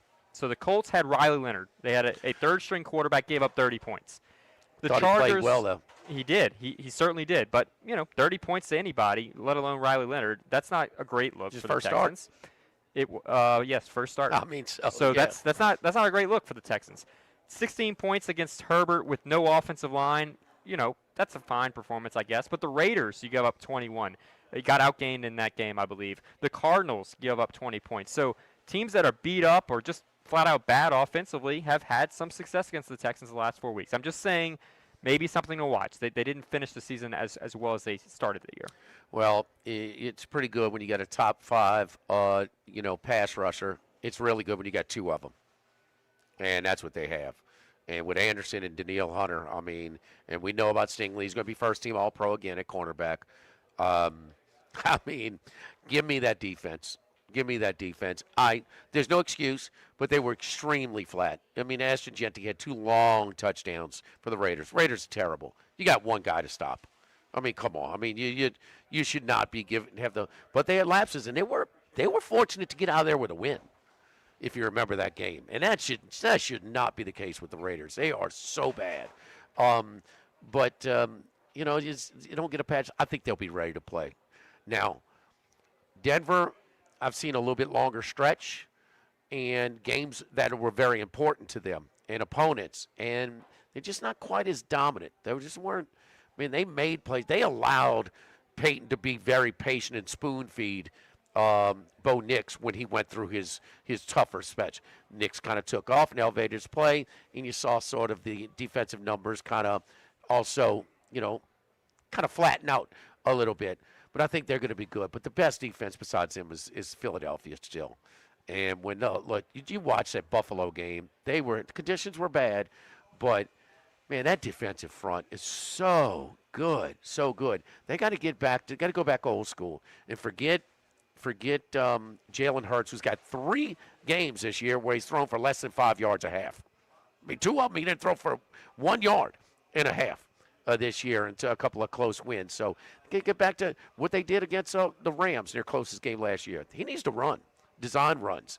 So this is the time where you do it. Maybe not all the time during the course of the regular season, taking unnecessary hits. It'll wear on that tread a little bit. It will shorten his career. But now, when you're talking money time, no, he's not comfortable throwing the ball to the point where you cannot just not utilize a big weapon in his legs. I know opposing defenses don't want to see him running design runs. They picked up Jalen Hurts' read options and design runs in the last month of the season. That's something I noticed. Obviously, he didn't play this week. They rested all their starters.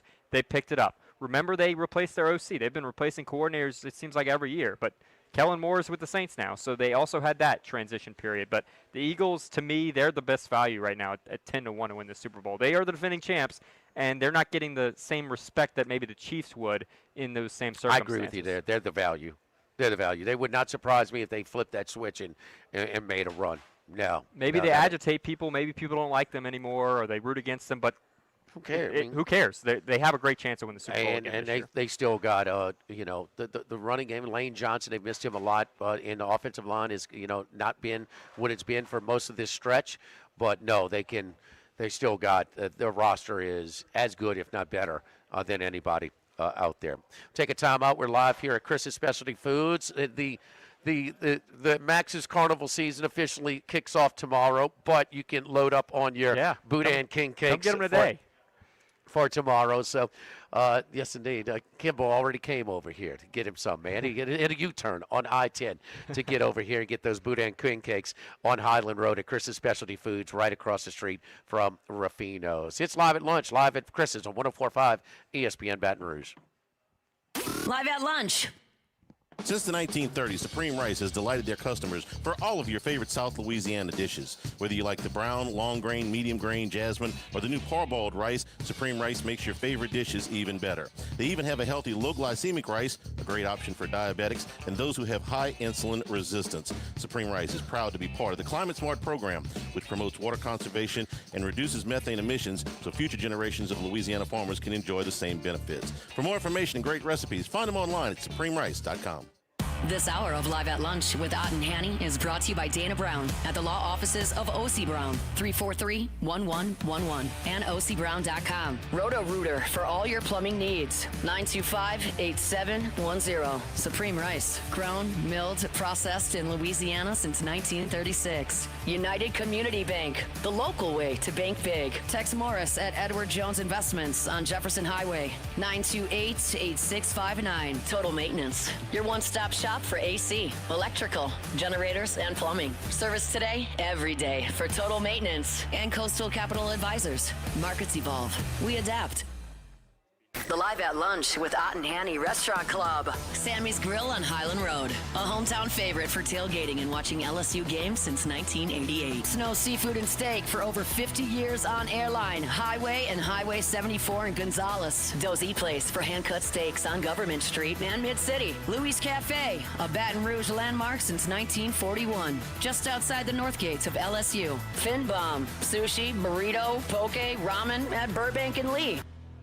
Have you been arrested or even issued a traffic ticket? Everyone makes mistakes. Hi, I'm Dana Brown from the law offices of O.C. Brown. If you find yourself in an unfortunate situation with the law, call us today and we can help you resolve your problem, whether it's just a traffic matter or something more serious. No criminal matter is too big or too small for us to aggressively and effectively represent you. Before making any decisions, call us at 225-343-1111 for your free consultation. You can also visit us at ocbrown.com. The law offices of O.C. Brown, your law firm for a lifetime.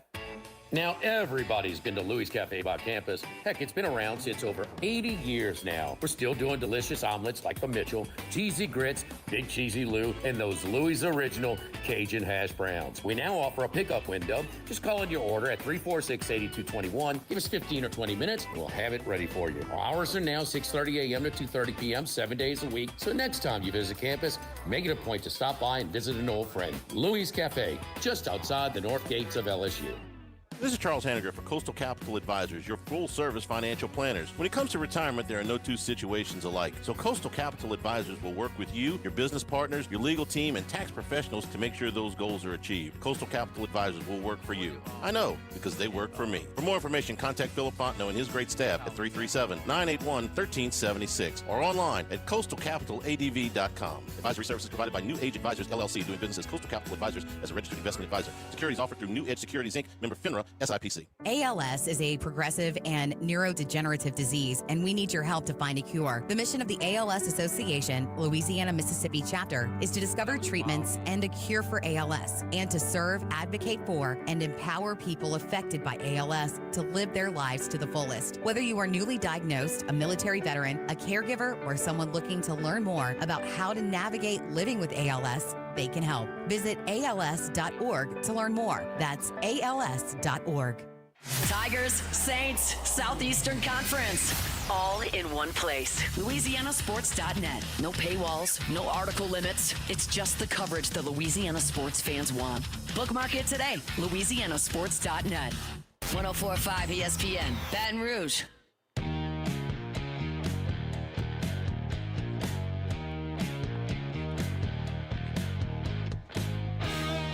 Live at Lunch with Ott and Hanny. Live from Chris's Specialty Foods on Highland Road. You know, looking at LSU's tough loss, and gosh, only losing by 3 at College Station. Thomas is such a big piece to what they do at point guard and has really improved his level of play since coming over from UNLV. I mean, just awful timing, you know, in your conference opener to be unavailable. And it probably cost him the game. Max, we both agree with that, right? They win the game with DJ Thomas. So, you know, looking elsewhere, you know, Arkansas and Tennessee in Fayetteville was a wild one, and Arkansas pulled away, and boy, Tennessee just missing a little something, just a little bit off so far, but double-digit loss there. Texas is really, you know, Sean Miller, you know, who's been all over the place, you know, Xavier, Arizona, and now he's back at Xavier. Now he's in Austin. They're going to have a rough go of it. They lost in overtime to Mississippi State at home, 101-98. Kentucky, what is going on in Rupp Arena? Is it not the 45% of the collective? Does that not go into effect for next year's roster maybe? Because they've been getting drilled 9-5 on the season. And Kentucky's best win of those 9 wins, it is really weak. I mean, you're looking at Indiana. They beat St. John's at home. St. John's is, you know, 2 wins at home, but there was no contest for Alabama. They win by 15 comfortably at home.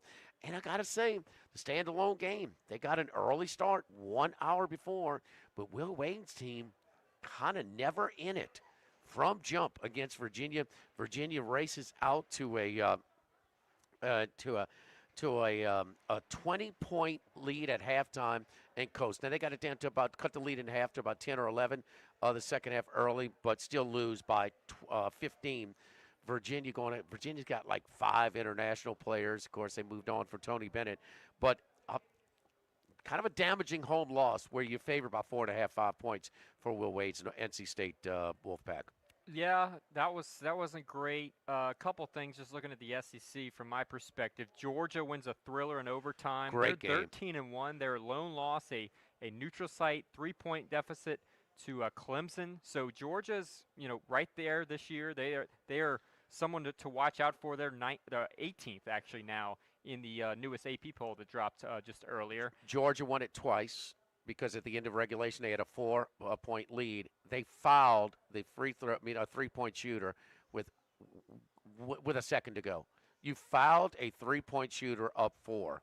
You should be nowhere near anybody with the ball. Just let them shoot the ball. The game's over. So he makes the first 2, misses the third on purpose, and they get the rebound and put it up and in to set it in overtime. So a 4-point play with less than a second to go, and then they win it again in overtime by 4. Vanderbilt's still undefeated. They're still going away. They win pretty easily in Columbia over South Carolina, a bad team that LSU will take on tomorrow. But Vanderbilt's still hanging around as an undefeated team. They are currently now 11th in the rankings. And then one team, LSU now has a win over what is now a ranked team.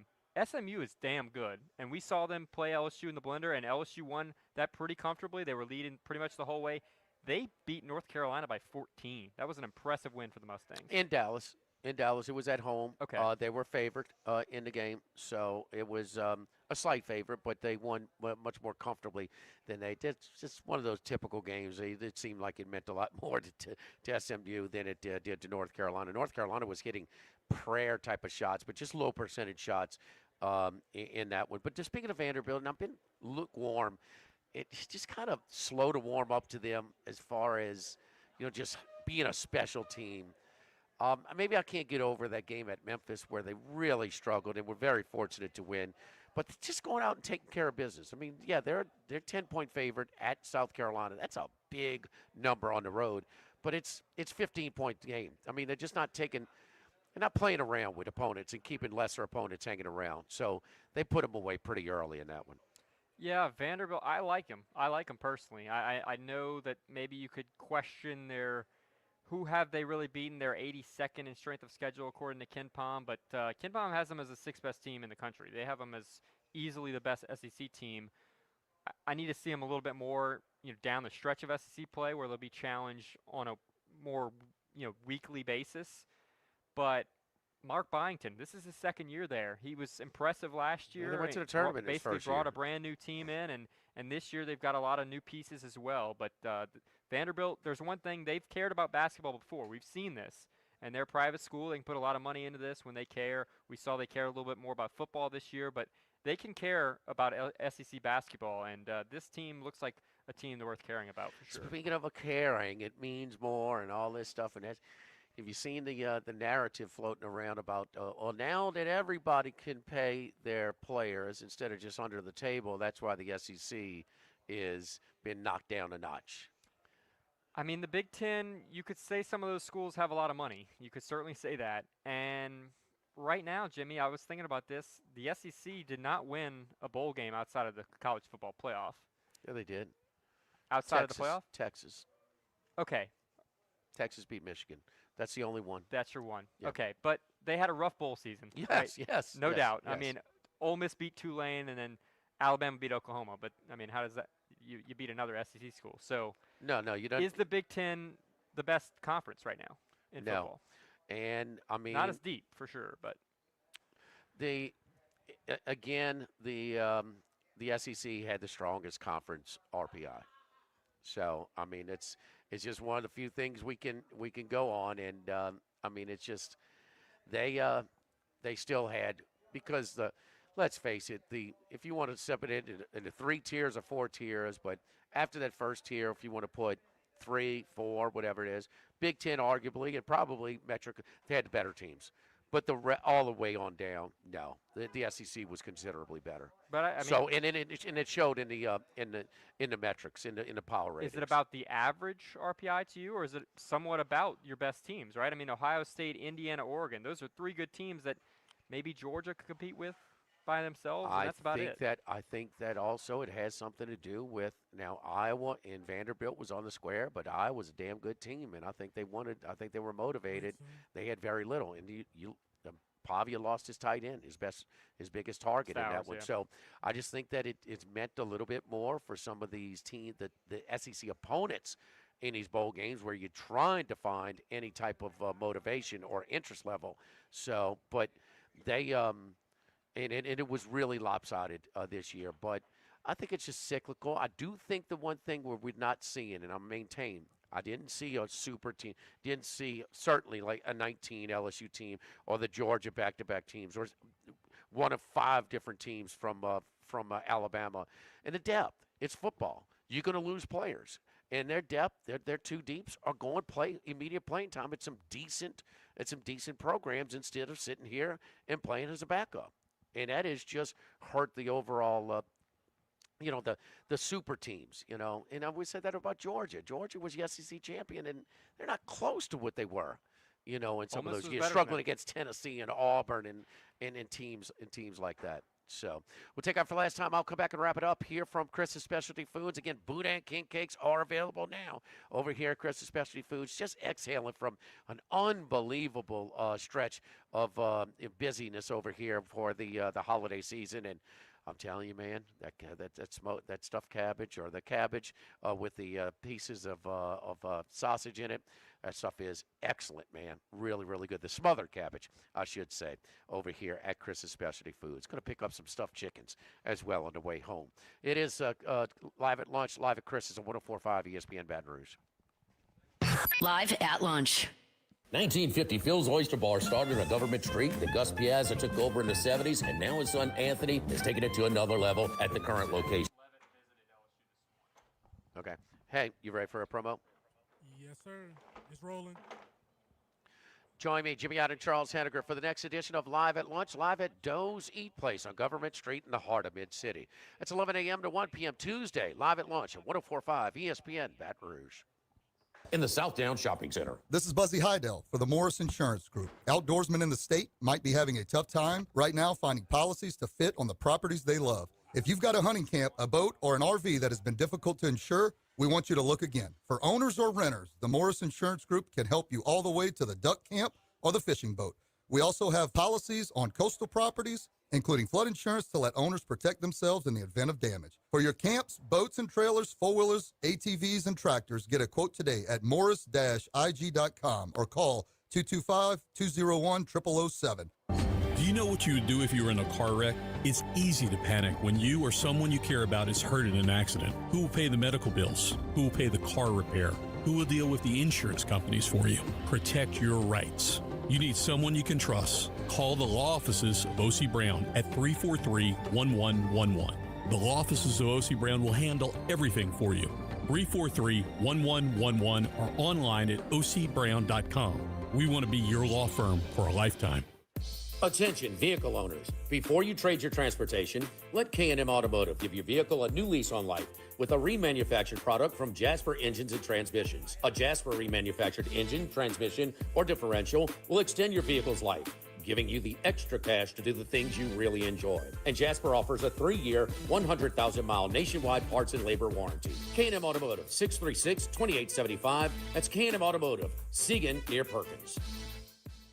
When it comes to celebrating life, there's no better place than Ruffino's. With locations in Baton Rouge and Lafayette, Ruffino's is a steak, seafood, and Italian-inspired restaurant that focuses on the celebration of life, regardless of the occasion. Whether it's the food they serve or the service they provide, their goal is to ensure a remarkable experience for their guests that is always remembered. To view our menu, visit ruffinosrestaurant.com. Ruffino's, where Louisiana comes to celebrate life. Running a business can be difficult enough without the right relationship with your bank.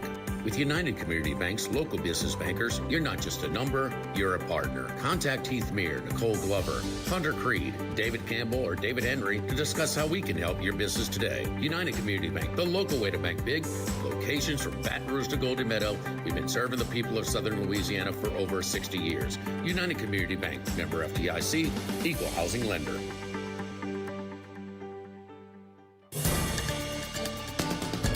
With all of the financial headlines, are you worried if your retirement savings will last? The market's ups and downs can keep you guessing, especially if you're approaching retirement or considering it. If you have more questions and answers about what's next, let's work together to help ensure you're prepared for your journey. After all, retirement isn't the end of the trek, it's a new beginning. Stop by your local Edward Jones advisor. Text Morris on Jefferson. Edward Jones, member SIPC.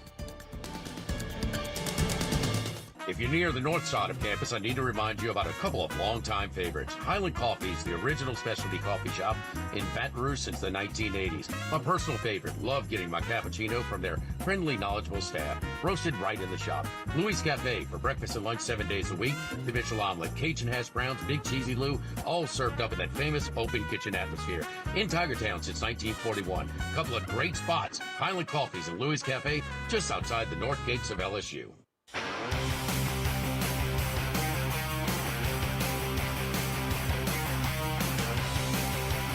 Live at lunch with Ott and Hanny. Live from Chris's Specialty Foods on Highland Road.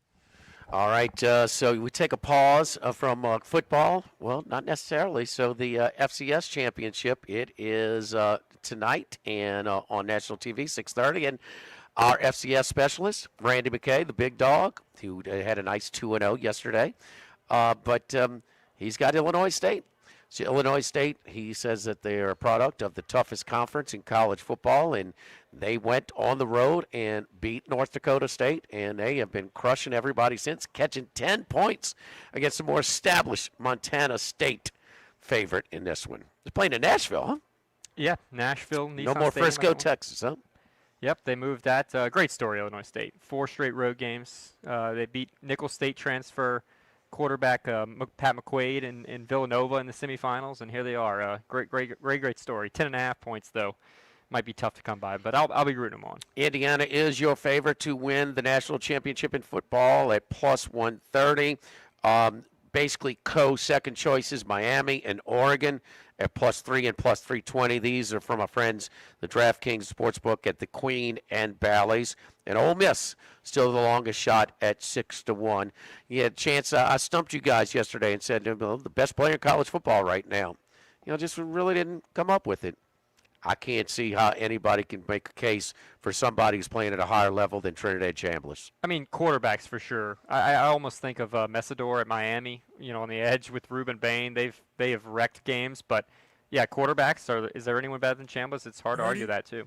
Yes, indeed. So that is later in the week as well. Which game's Thursday and which one's Friday? Thursday is the Miami game, I believe. Yeah, Thursday, Miami, Ole Miss, and then Oregon, Indiana on Friday. For Jordan Kitchens back in the studio, Charlie will be back with us tomorrow. We'll be at Doe's Eat Place in Government Street. From our friends over here at Chris's Specialty Foods. Again, Boudin King Cakes are available as we speak over here at Chris's here on Highland Road right across from Rufino's. 104.5 ESPN Baton Rouge. Lunch. Congratulations are in order for